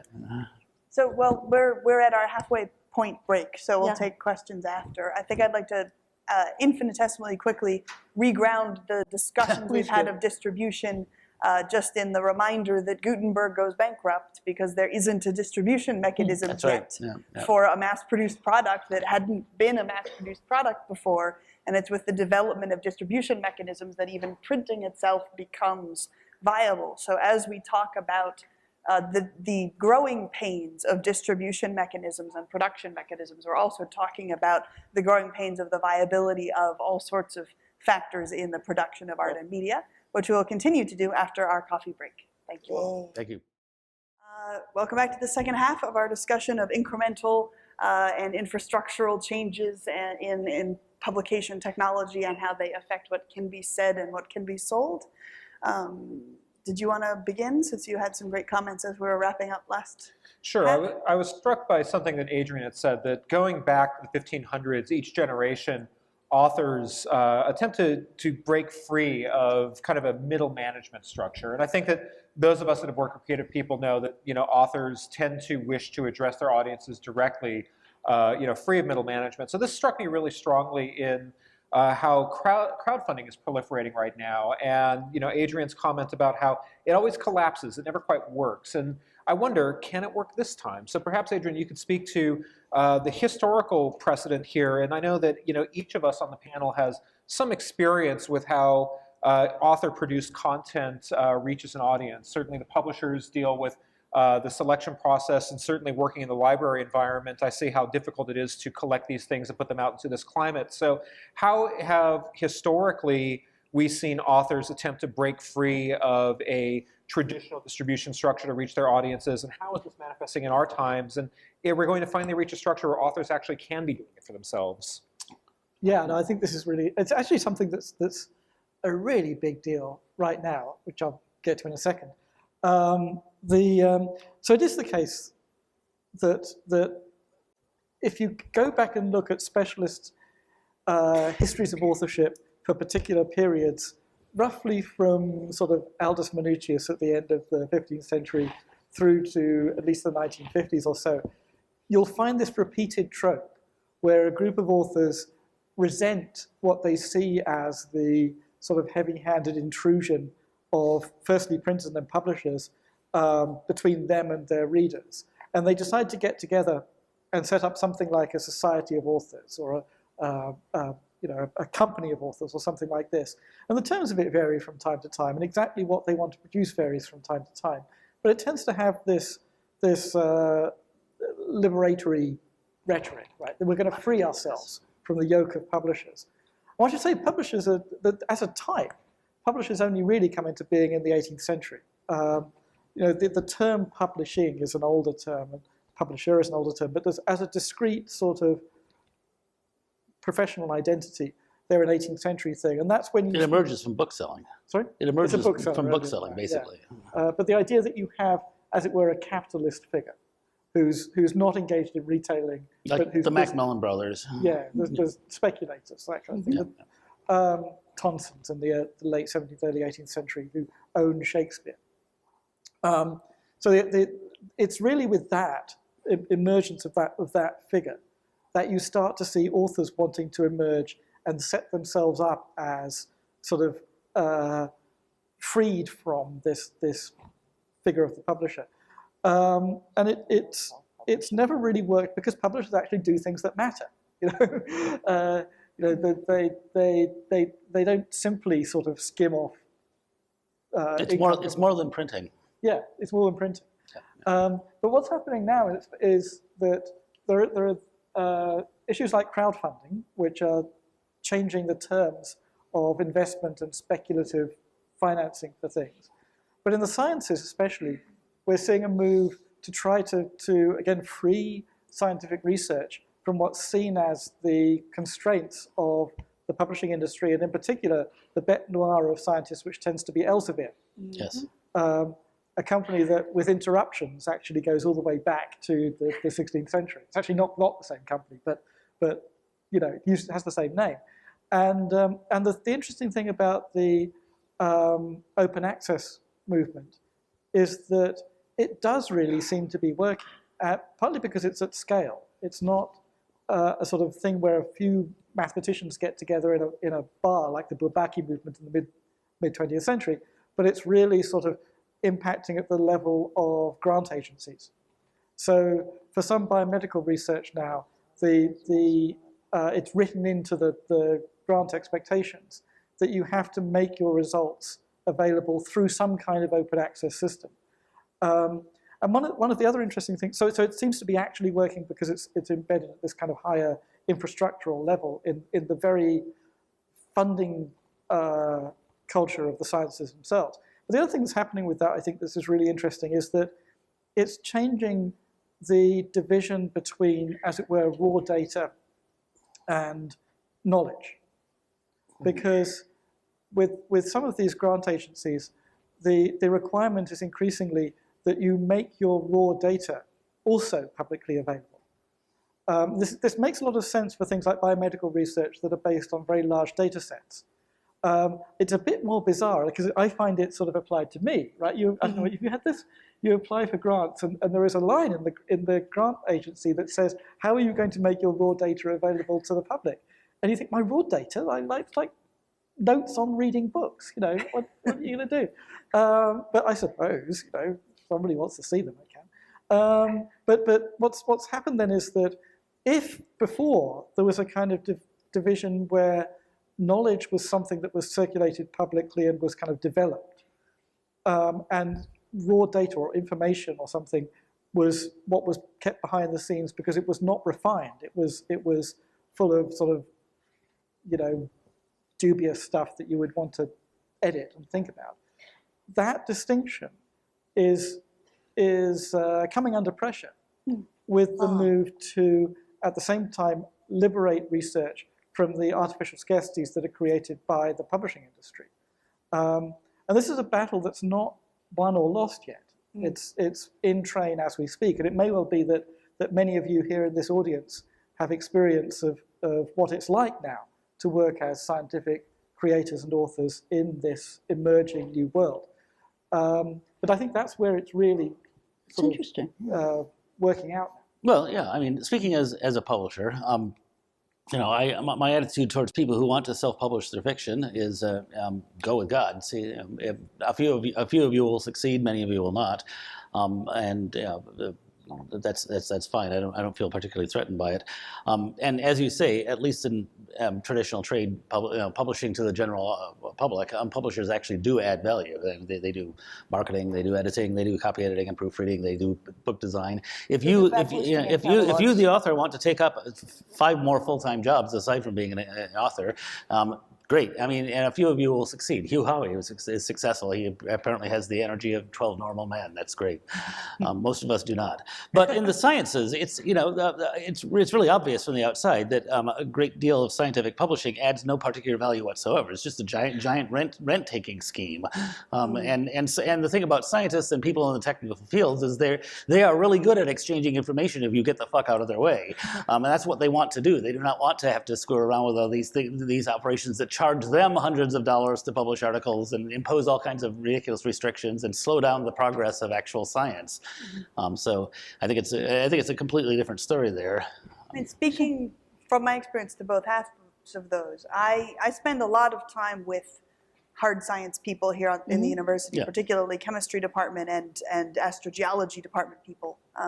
And I many times will be with them at a dinner or with them at a lunch, and they'll be talking shop, and then they'll say, you know, X is published on this, but it's behind a paywall, so I'm not working on that. I'm working on this other thing. And how often you see, and those paywalls are really expensive. Yeah. So we're not talking about $24 hardcover. Yeah, and how often you see, but it's behind a paywall, actually shaping what a chemist has decided to do research on. In the middle of an article, what direction to have that article turn will be determined by the presence or absence of a paywall. I think I can unpack in a useful way some of what Patrick was just saying about self-publishing requiring taking on 4 jobs. You know, because I'm somebody who has published fiction professionally and published academic work through academic presses and run 3 Kickstarters for publishing various things on my own, including the exhibit catalog for this project, and also through grant funding without Kickstarters, done 2 other academic publishing projects. So I have a lot of different angles of real experience on exactly what you get from each of these sources and what you don't. And the centerpiece with what you perceive when you're funding something through a Kickstarter, as opposed to, for example, funding something through a grant, to just compare those to each other to start with, setting aside the professional publishing end. With crowdfunding, you have to do every step of the publicity, all the way through it. And so, for example, when I did an exhibit catalog through getting a grant, I work on that grant application. It's a couple of weeks of intensive work putting it together. I send it off. I am powerless as to whether it will get that grant or not. There is that moment of absolute powerlessness. And then if you get the grant, you're done and you move forward. And the rest of it you're doing, you're working on the actual project.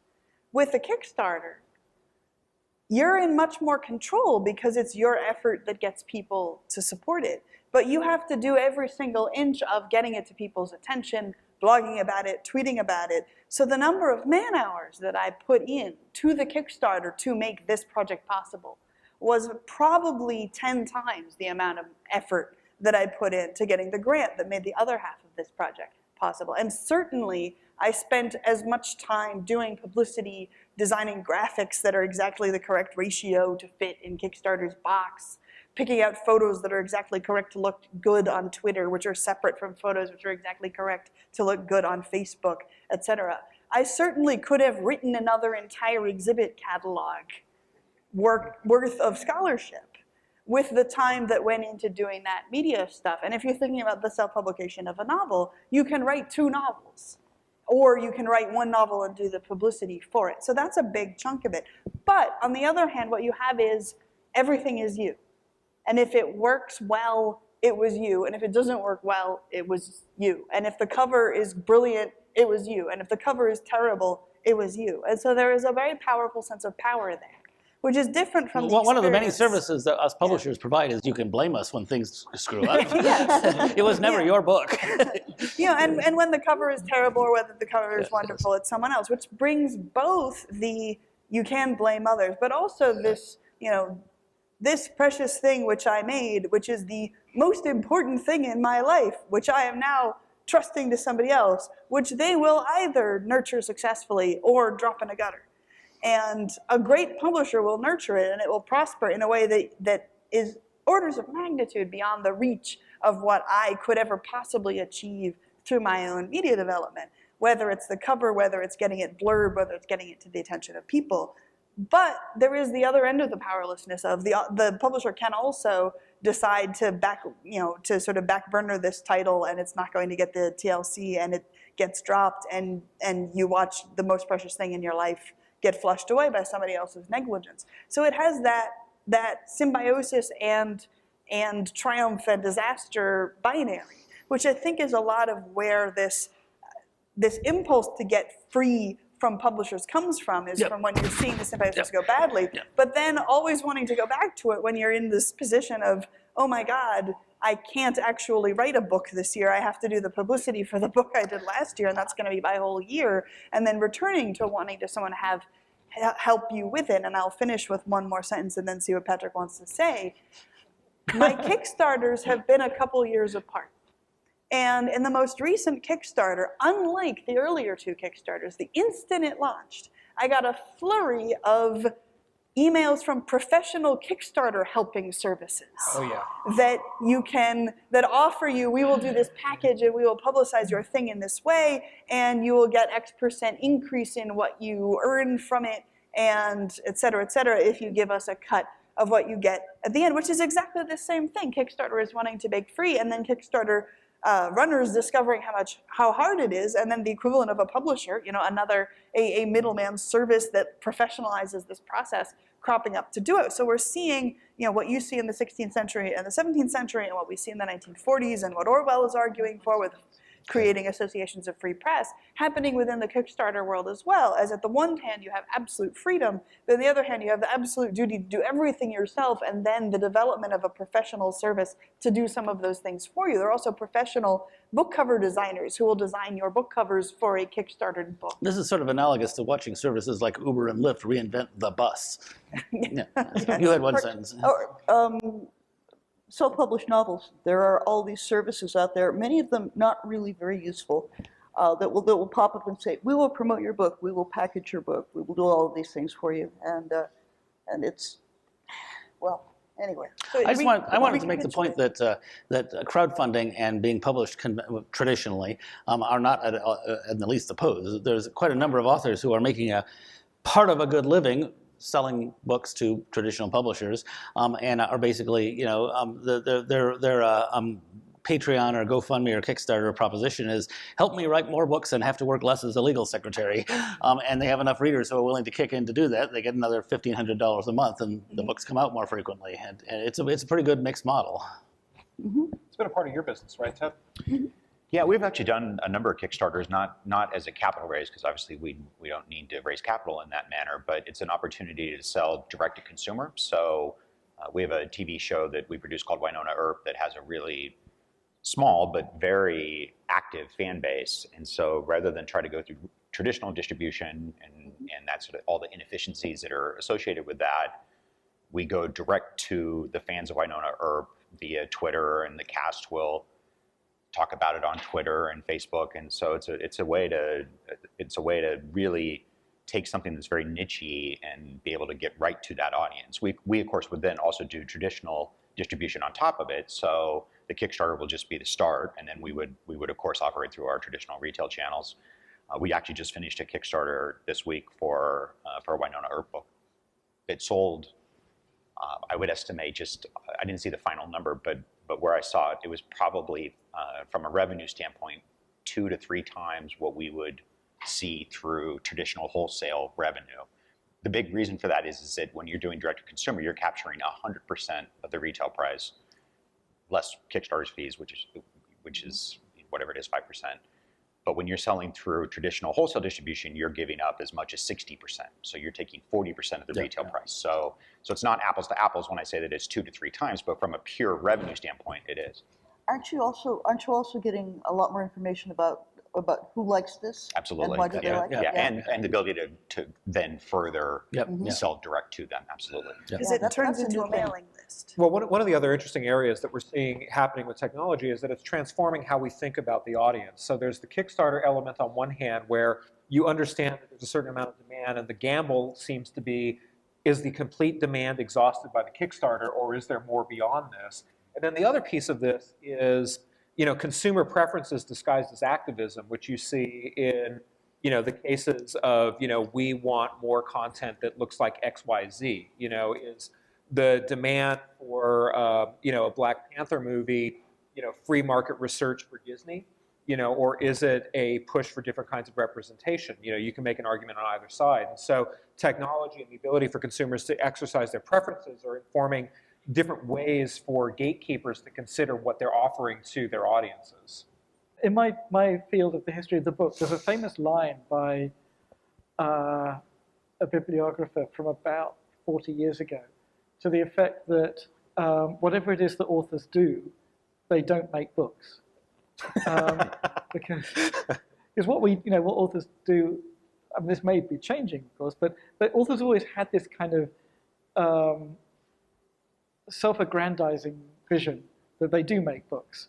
and that if they just write out, say, a novel by hand, transforming that into something that is then bound and sold and distributed and so on is mere trivia and is not really worth the money. But for one thing, as if you've read the text on copy editing that was circulated this week, copy editing is It was your yeah, chapter on copy editing. is it's actually a real craft, and I would guess virtually no writer is actually possessed really of the craft that can go from the text that they create.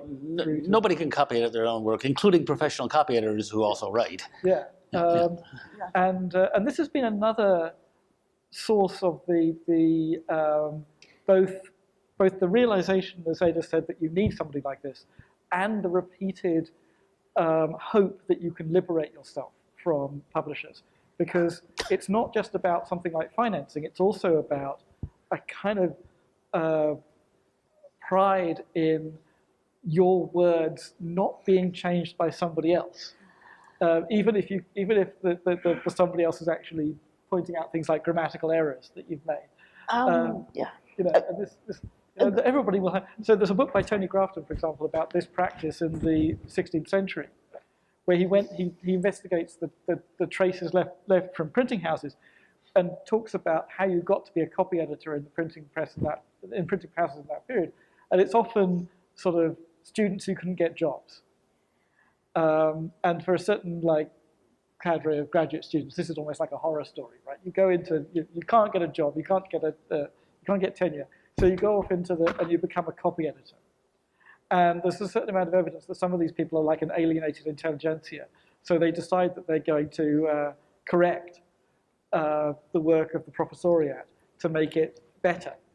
And the professoriate hates this because it's often actually kind of changing the meanings that the text come through. And that this, in academia, there's a whole set of urban stories about friends who've had books go through copy editing and have had the meanings changed dramatically. Like I have a friend, to give you one example, who better not be named, but she wrote a book about Linnaean taxonomy. And it went through Cambridge University Press and was handed to a copy editor. At that point, this is when the university presses had started outsourcing all of this to India or somewhere like that. Oh, dear God. And it went through this copy editor who had a rather Puritan sensibility. And of course, Linnaean taxonomy is full of sexuality. And this copy editor changed every single sexual reference in the entire text about Linnaean taxonomy to be something that was asexual and neutral. And of course, this friend of mine looks like practically had a heart attack when she saw it. But everybody has a story like that. And what it does is to reinforce that authors really don't make books. What authors are is the first or a step in a process, which is actually quite a complicated,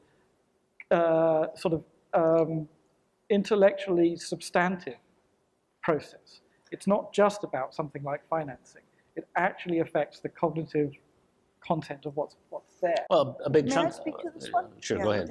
I'm the former copy editor, and I was for a time managing editor of Tor. Managing editor at a magazine acquires stories. Managing editor in a publishing house is basically Book publishing house. Book publishing house is the person between hardcore production and editorial, and making sure that they never meet. So yeah, copy editing horror stories are a basic part of my universe, and Yeah, most copy editing is pretty good. most the thing is, a really good copy edit is a marvel, and it makes the author really happy because they do good things for the book. It's, oh my God, I missed that. It's like getting a very, Thank you so very much. satisfying pedicure. Yeah, it's wonderful. But a bad copy edit is a diabolically horrible experience, and authors really never recover from it. You get It's when you get the manuscript back and it has It's- multiple I see stab wounds in it. No, it's when they start off with a list of the non-existent rules of comma usage that they have applied throughout the manuscript, and you know that bad things have happened and they're not about commas. Right. You've mentioned General Cornwallis. May not be familiar to a lot of your readers. You might want to substitute some other better known British general of the same period. It's like, if American readers are going to recognize one British general from that period, it's going to be Cornwallis. It's nobody else. Query in a book about ancient Greece saying this word, democracy, seems awfully modern. One copy editor said that was mad about a character who had brown hair and blue eyes, and they said people with brown hair never have blue eyes. And I immediately ran up to Tor Editorial and told them about this, because everybody at that point in Tor Editorial had brown hair and blue eyes by pure coincidence, and they all liked that quite a lot. But the horror of a copy edit, of a really bad copy edit, is hard to describe, because you've got this universe and it's been yours. You've loved it, you've cherished it, it grew inside your head, you've owned the entire thing.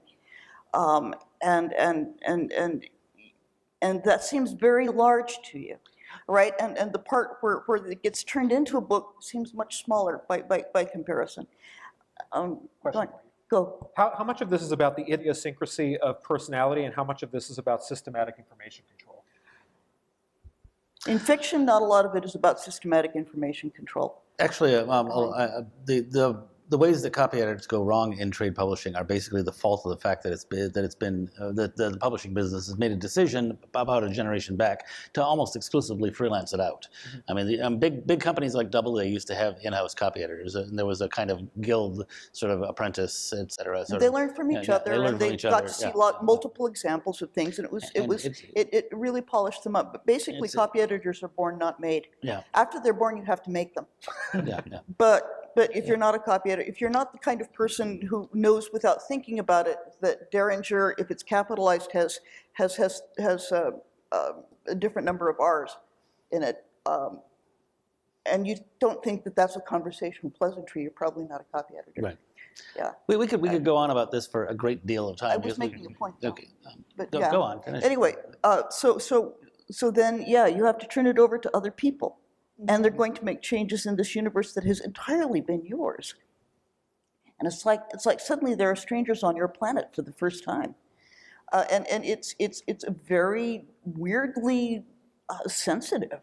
And really, it's hard to describe how touchy that whole part of the process is. But a good copy edit, wonderful. A bad copy edit, really awful. And if authors have had bad experiences with editing and copy editing, I can fully understand why they might want to disintermediate publishers entirely, because they've had these awful experiences that they don't really recover from. It doesn't change the nature of publishing, but they do want it. The question was how editing works for comic books and how copy editing specifically works for comic books. Not a lot of copy editing. So it varies a little bit by publisher. So the two big publishers are Marvel and DC, who own all of the superheroes that everybody knows. And those editors are very involved in the story process. So they're typically, if they're doing a Superman comic, then they know what's happening in all the Superman comics. And so they're directing it in a pretty heavy hands-on way. Mm-hmm. As far as the copy editing goes, there's less copy, obviously, to edit, so it typically would not go out to a specific person. At my company, we use proofreaders for a separate edit from the editorial process.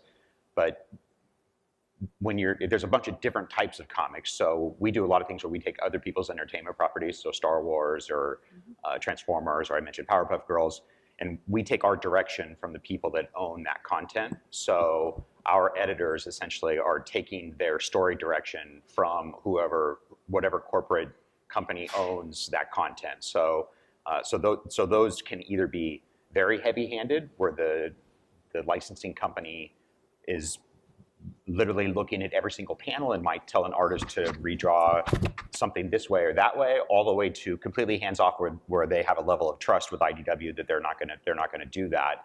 On the other end of the spectrum are what are known as creator-owned comics, which is what it sounds like. And typically, it's a little more, I think, probably like editing prose fiction, in that you just want to help the creator present the best version of their material. And I think in comic publishing, we probably lean a little bit more towards letting the creator determine what that vision is going to be, rather than trying to be heavy-handed with what a copy edit would look like, or with changes to art or story.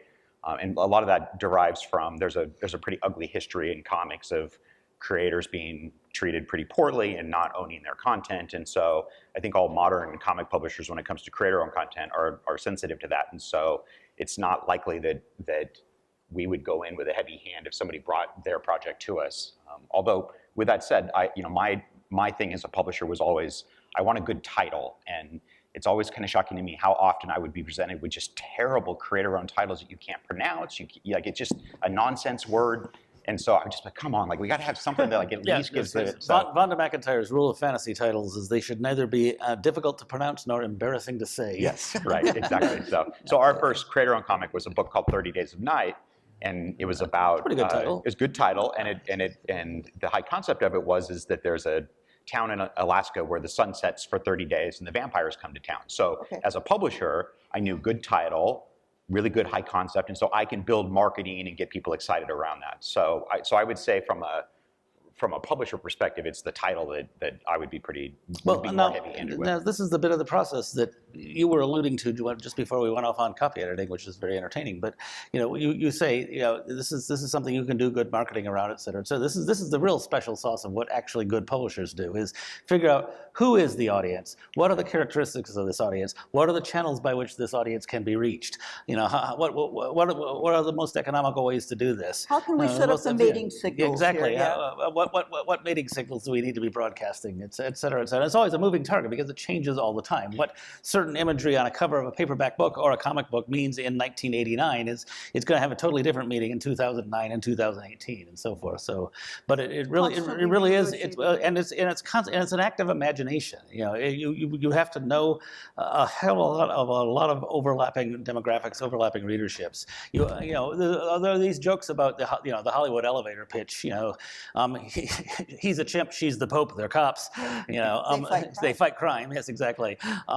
But in fact, that kind of, it's Knots Landing meets Bride of Nosferatu is often the way that you actually figure out the exact Venn diagram overlaps that are going to define the audience of this particular piece of work. Right, we were talking. You are all presented with so much content. You have so many content choices. It's at this point it's pretty close to infinite. You have to be able to have something that people can say, oh, that's what it is. I want to try a point that. A point that Teresa makes, I'm going to interrupt here, on your behalf, that you make into workshops about the single most ruthless, commercial-minded, bloody-minded, terrible point in the entire publishing process is when? Is when the reader is standing in front of the big wire rack it used to be. Or an airport bookstore. Or trying to figure out, which book is going to do it for them. And they are absolutely, readers are many things. Gentle is not one of them. Yeah, nobody ever went into a bookstore thinking, I want to support a sensitive new voice. But the danger here too, and I know that we got a couple questions, so I'm going to be brief, is to resist the temptation for pop culture word salad. Which is one of the things that you see, really frequently. And one of the things that I think is very important for creators to consider is who is the audience. And as Will Eisner used to like to say, you must have something to say. And one of the dangers that we run into in this environment where the sweepstakes is it's not real unless it's a movie, so I'm going to make something that could be transmedia, is that you wind up in this pop culture word salad to get your foot in the door to work your way up the food chain, where the goal is to produce content, but not necessarily to produce something that speaks meaningfully to the condition of humanity. The question is about publishing anonymously and its history, how or it's under being a pseudonym. Publishing pseudonymously as well as anonymously, how it's being used today, how it's been used historically, what relationship there is between the author as an object of criticism and the author using pseudonym or anonymity to dodge being an object of criticism. The single biggest reason an author will adopt a new pseudonym is that their previous books have failed to sell well enough. It's much easier to sell a first book because the first book could be wonderful. Who knows? There's a lot of hope. But actually the hardest thing in the industry to sell is a third book. It's the third book if the first two haven't done very well, because then the bookstores will say, yeah, okay, yeah, I'm sure that you think it's really good, but you know, the sales were like this and such, and we're not going to order a lot more. Yeah, a notably successful example of this in modern fantasy prose publishing is the best-selling author Robin Hobb, whose name is Megan Lindholm. That's her wallet name, and it's the name under which she published her first 3 or 4 novels, all of which are superb and all of which are now in print, but which were quite commercial failures at the time. And so she said, I'm just going to reboot my career and have another first novel under a completely different name. And it worked for her. You know, Assassin's Apprentice is an enormous commercial success. It published like over 20 years ago, still in print, and the old Megan Lindholm books are now back as, you know, Megan Lindholm, who also writes as Robin Hobb in much bigger type on the cover. So, you know, the career reboot is a legitimate reason. Well, and to expand on that slightly, one thing that will often happen is bookstores will, when deciding how many copies of the new book by the author to order, look at how many sold for the previous book by that author, and then often order the same number or perhaps slightly different in number. So one thing that'll happen is someone will, for example, put out a few novels and then put out a short story collection, which will often sell less than novels just because fewer people buy short story collections. The person will then put out another novel. The bookstores will order the same number of copies of the novel as sold of the short story collection, which means the bookstore is now ordering, let's say, 5 copies instead of 10. Well, that's also a failure of the sales force. You know, from the store. But it happens. And then it looks as if the readership of the novels has just dropped in half, whereas the reason was the intervention of a different book in between. And indeed, it is the job of someone like Patrick and his sales team to talk to bookstores about this and let them know, you know, this one is a short story collection. It's going to sell differently. You should base your new numbers based on the novel, not the other thing. But human effort is full of error. You have to have people make that argument. Otherwise, there can be this permanent effect. Because a lot of the beginnings of how much a book sells is how many copies a bookstore orders in the first place. Yep. If it's not out on the shelves, the readers are not going to find it. And there's that thing that Ian Banks did. Yes, yeah, the late Ian Banks published all his science fiction as Ian M. Banks and all of his even more successful mainstream and thriller novels as Ian Banks. I always felt that he had it backwards because M obviously stands for mainstream, but he was an incredibly successful author in the UK and a moderately successful author over here. So, you know. Yeah, I have an example that's sort of the other way where we publish a writer named Joe Hill. We publish Lock and Key. Yeah, right. And Joe Hill also happens to be the son of Stephen King. But when I started publishing Joe Hill, I didn't even know he was Stephen King's son. He made the personal choice that he didn't want to trade under his dad's name. He wanted to create his own career. The quicker path for him, commercially, without any question, would have been to say, "Hey, I'm Stephen King's son. I'm Joe King." So he made that, he made that choice, which I've always thought was an interesting one. Well, I think it's not unlike what J.K. Rowling did with Robert Galbraith. Agreed. She wanted to, see if she could get a completely different audience based on her skills. And King did it himself when he wrote under Richard Bachman and was not having commercial success, and then it was discovered that those were his books, and then those books were successful. I'm reading an author right now, Benjamin Black, who's a mystery writer, who is also, I actually don't know his real name, but is a Man Booker Prize award winner under his real name, but he writes under Benjamin Black for his mysteries, I assume, because he wants to make sure the booksellers sell them in different ways. Speaking to the historical case a little bit, because that was also part of the question. Yeah.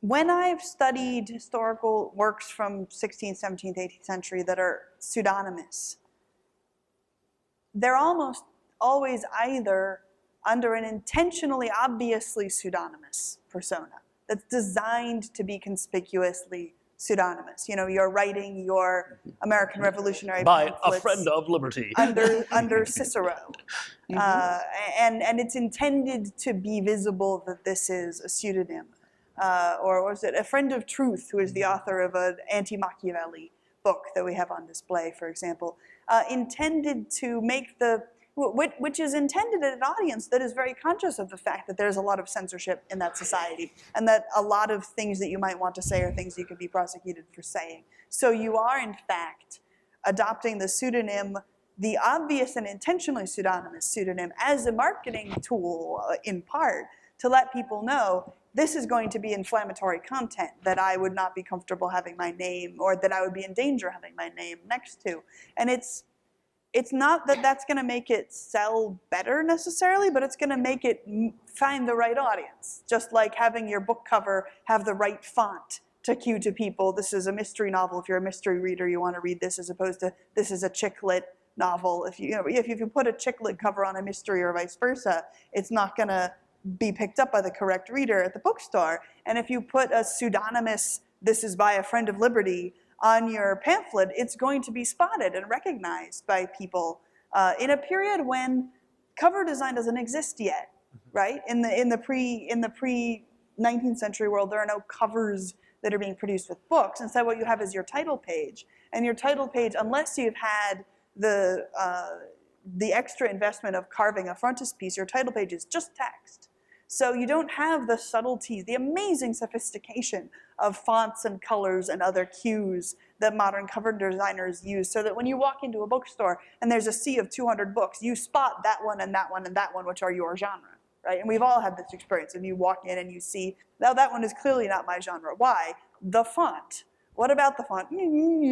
That font is that other genre. They don't have this yet. So they do have to rely more on the content of the actual text of that title page, which is partly why you get books with titles like The Scandalous Tale of a Doctor from Padua Who Slept with His Maid and then murdered his wife and then cut out his heart and ate it and then murdered the maid and how he was justly punished by God, which is my favorite book title. Yeah, look that up on Bookscan.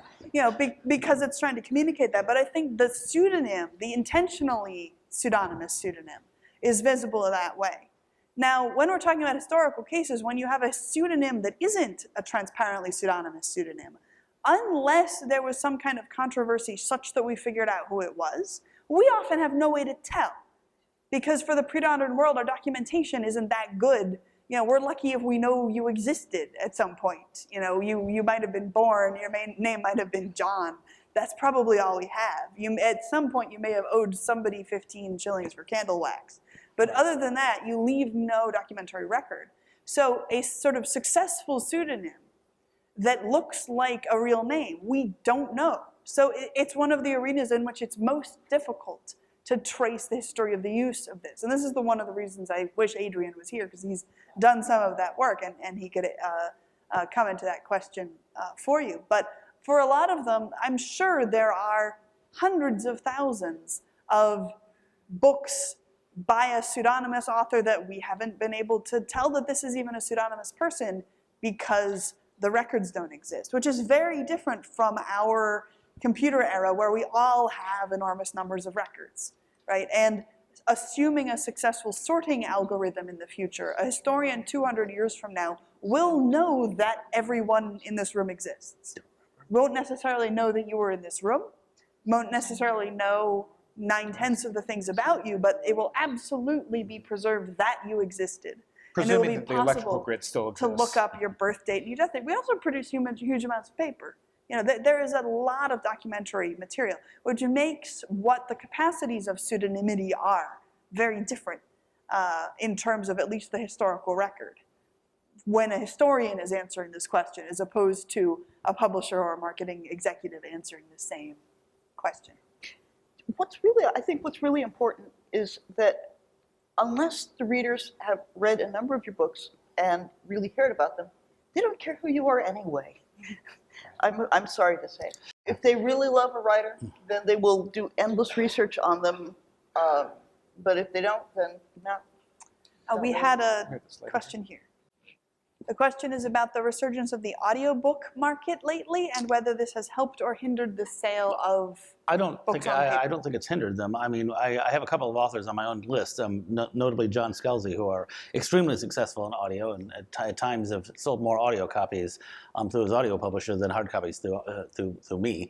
But it doesn't seem to, by and large, I don't think he's stealing sales from us. I think it's in aggregate, it's growing his market all around. So I don't feel particularly fretful about it. Certainly, it's a growing part of the market. Yeah. I mean, it basically means people can consume books in physical circumstances in which it's hard to hold a physical paper book. Yeah, that's the thing that really sells audiobooks is long commutes, exercise regimes, running, et cetera, et cetera. Well, and above all, the biggest thing that sells books is audience. face-to-face Yeah. recommendation.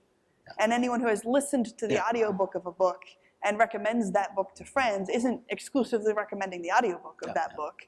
So if you have 30,000 copies of a book out in audiobook, each one of those people has a decent chance of selling a paper copy of the book as well. That's exactly right. The simple rule of thumb for why people buy books, as it was explained to me as a young person. This is based on Gallup demographic studies. Yeah. And just understand that every one of these reasons is going to be half the size of the previous one, okay? Roughly speaking.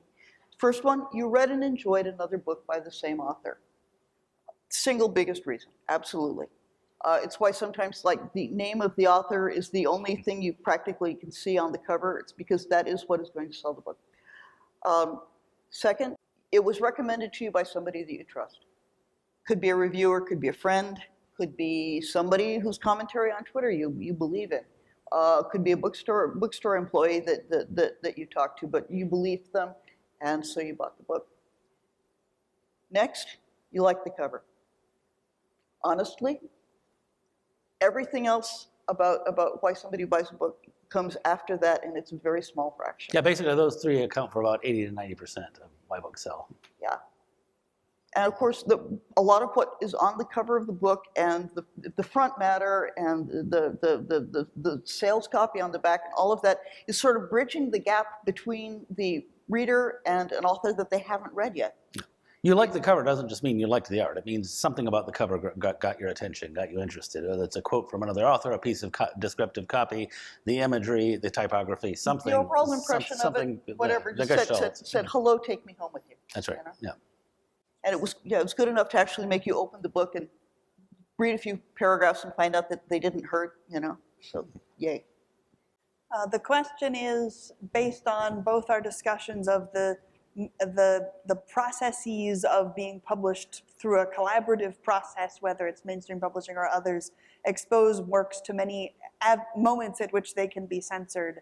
But self-publishing also has limiting effects on the production of information, such as how much time you have sunk into doing it. Doesn't mean that the production of a book is inherently always going to be censored by one or the other of these phenomena or some phenomena, and that it is impossible to produce a book in such a manner that it I don't think that traditional book publishing is in itself a censorious process. I think there's a difference between censorship and editing. I think obviously the apparatus of publishing can be used in a censorious way, and certainly a censoring way. Yes, that's a better word. But I don't think most, at least in my end of the field, most editing is collaborative. It's a conversation between the editor and the author. The author is almost always bat last. I mean, I have seen, God help me, us let a eminent, now deceased science fiction writer get away with an absolutely obvious math error that he insisted on. Yes. Because he absolutely insisted, despite all logic and reason. And it's his book, and it's his name on the cover, so go with God. Yeah. I think in part one of the things we're getting at is the collaborative nature of producing a book, that there are many, many steps which all are more successful when professionalized. Right? But, and you're going to get that better book cover. There are tyrannical people in publishing. I mean, you're going to get that better book cover when someone who really knows book cover design does it. And you're going to get that better copy edit when somebody like Teresa, who genuinely can look at a page of text and the typos like stand out in 3D. She isn't even conscious of reading line by line. It's a sort of superhuman development of copy editing capacity that shows up. That's a superhuman proofreading. The superhuman copy editing thing is the voice in your head that goes, hold it, the moon was in a different phase 200 pages ago. Yeah.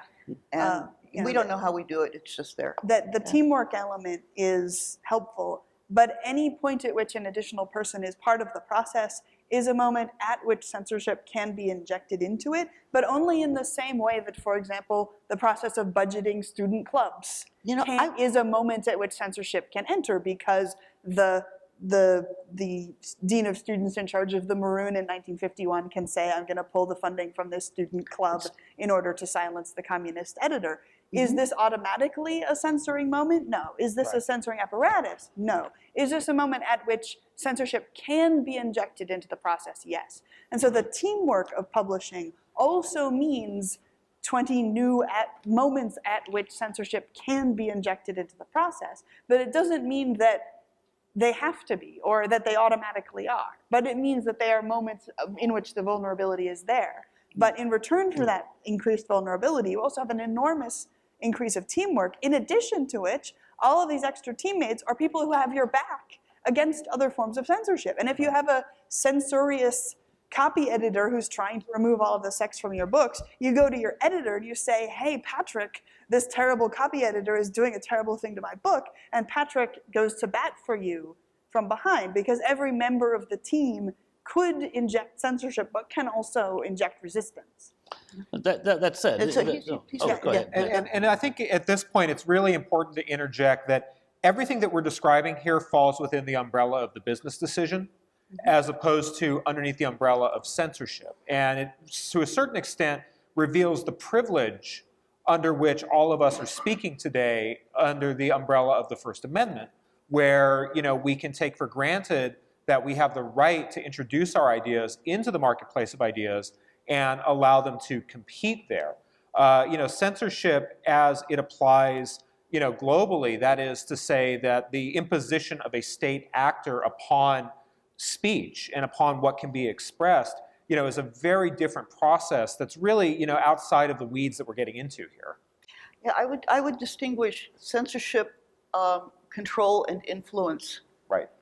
To work with other people means that they will influence what you're doing, or the process is broken down. Then there's control, which it could be something like, no, we're not going to put the cover on it that you suggest.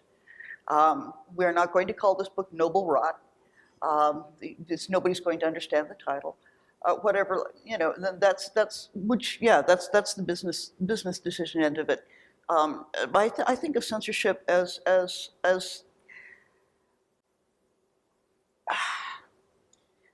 attempting to change the meaning, and we don't do that very often. If we like a book well enough to buy it, or liked an author well enough to put them under contract for 3 books, what we're saying is yeah, you're going to give us something, and we're going to work with that. And there has to be a really good reason for us to depart from that. Yeah, same for us. I mean, I see censorship as government control, and what publishers are doing are just trying to make editorial decisions. We don't, in our case, the way I've tried to build the company was to not be heavy-handed. And so, but with that said, I've published somewhere between 4,000 and 5,000 books. So do I have creators that are unhappy?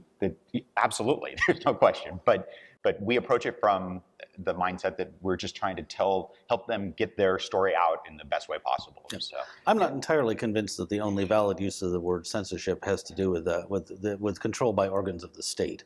But the buyer for Barnes and Noble doesn't want to take the book. Well, if the buyer for Barnes and Noble has some kind of crank moral thing going that causes them to not want to take books from Asian people or something like that. There's maybe it's not technically censorship, but it's something bad that's in the same wheelhouse. There is, by the way, no buyer from Barnes and Noble that answers to that description. That was a made up thing, but I forget where I was going with that. Well, there's a real problem when it comes to the attempts to restrict or in some way alter access to content that has been vetted by these processes, and you can see it in kind of 2 ways. Now, we in the First Amendment community, those of us, First Freedom to Read Foundation, Comic Book Legal Defense Fund, and others, we are concerned with the state either through government censorship or things being banned in the school and library level, attempting to restrict access to content. That is something that the First Amendment absolutely prohibits. But as Patrick is identifying, there are private distribution apparatuses that come into play here, such as the terms of use on Google Books or Amazon that result in kind of de facto censorship. Amazon won't list adult material, for instance, even though it publishes an enormous amount of it, within the Kindle ecosystem. And these are all, areas to be aware of. But I think on the hierarchy of, where is censorship harmful, I would place, the government of Iran putting Atena Farghadani in jail because she drew a cartoon criticizing the government at kind of the far end of harms, versus Google deciding we don't want to distribute LGBTQ content that's explicit in this way on our system. Yeah, or the Cuban government who controls all publishing. So Right. there is no private press in Cuba. If you have a book and you want to get it published, it has to go through a government press. And if it's well, first of all, no author is going to be dumb enough to turn in a book that's anti-Castro or anti-government. But even if they did that, it would have to go through that government press. It's just never going to happen. So. And so we're very fortunate in this country. I mean, It leads to a very interesting dynamic where, one of the areas that we're in the United States right now is this move to a kinder, more just, more tolerant society that doesn't offend people. And so, you do see a certain drive to try to hush speech that is in some way objectionable or offensive. And I understand the urge to that.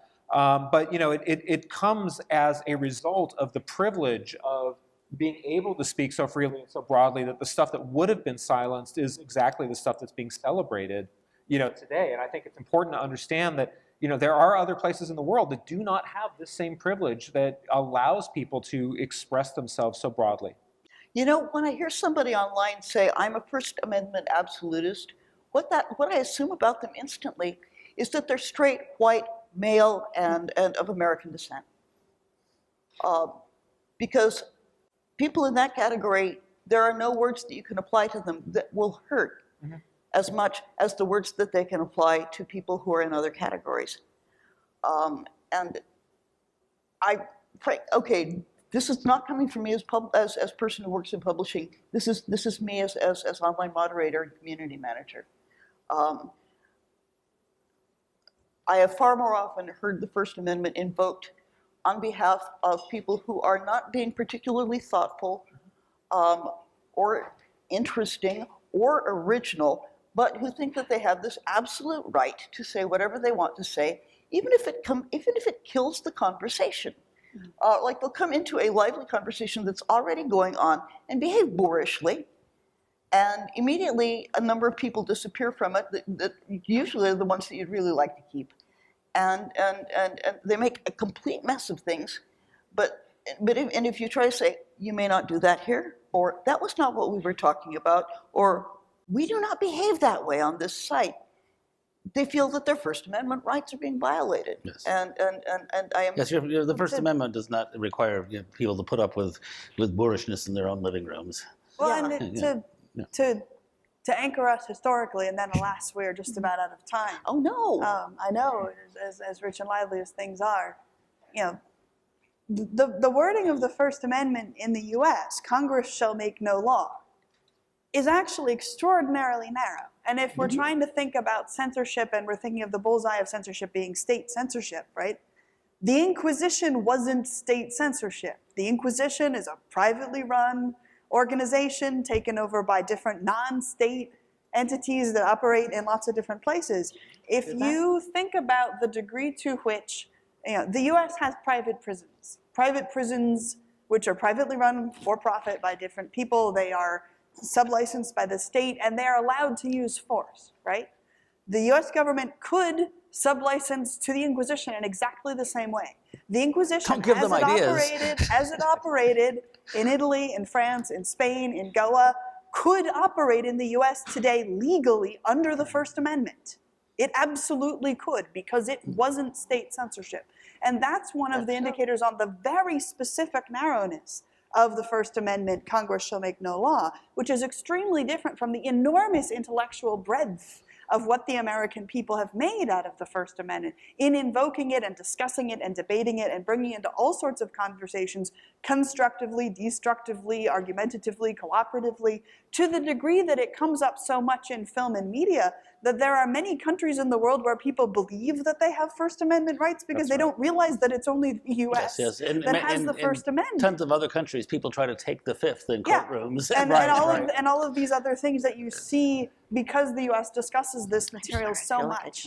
So, you know, much as I've discussed in examples where we're comparing US to New Zealand in the past, what we have made out of the tiny sliver, which is Congress shall make no law, what we have made out of that in discourse, and then also the enormous numbers of ways that America does also censor, whether it's the Comics Code Authority, or whether it's McCarthyist blacklisting, or whether it's innumerable other channels that operate censoriously within the US, which are very, very real and very present, very different from what's happening in Iran and Cuba and New Zealand and under the Inquisition. But all of these things exist in an ecosystem which is partly state, partly law, and partly a large variety of other things which we've touched on today. So let's thank our speakers for another wonderful session.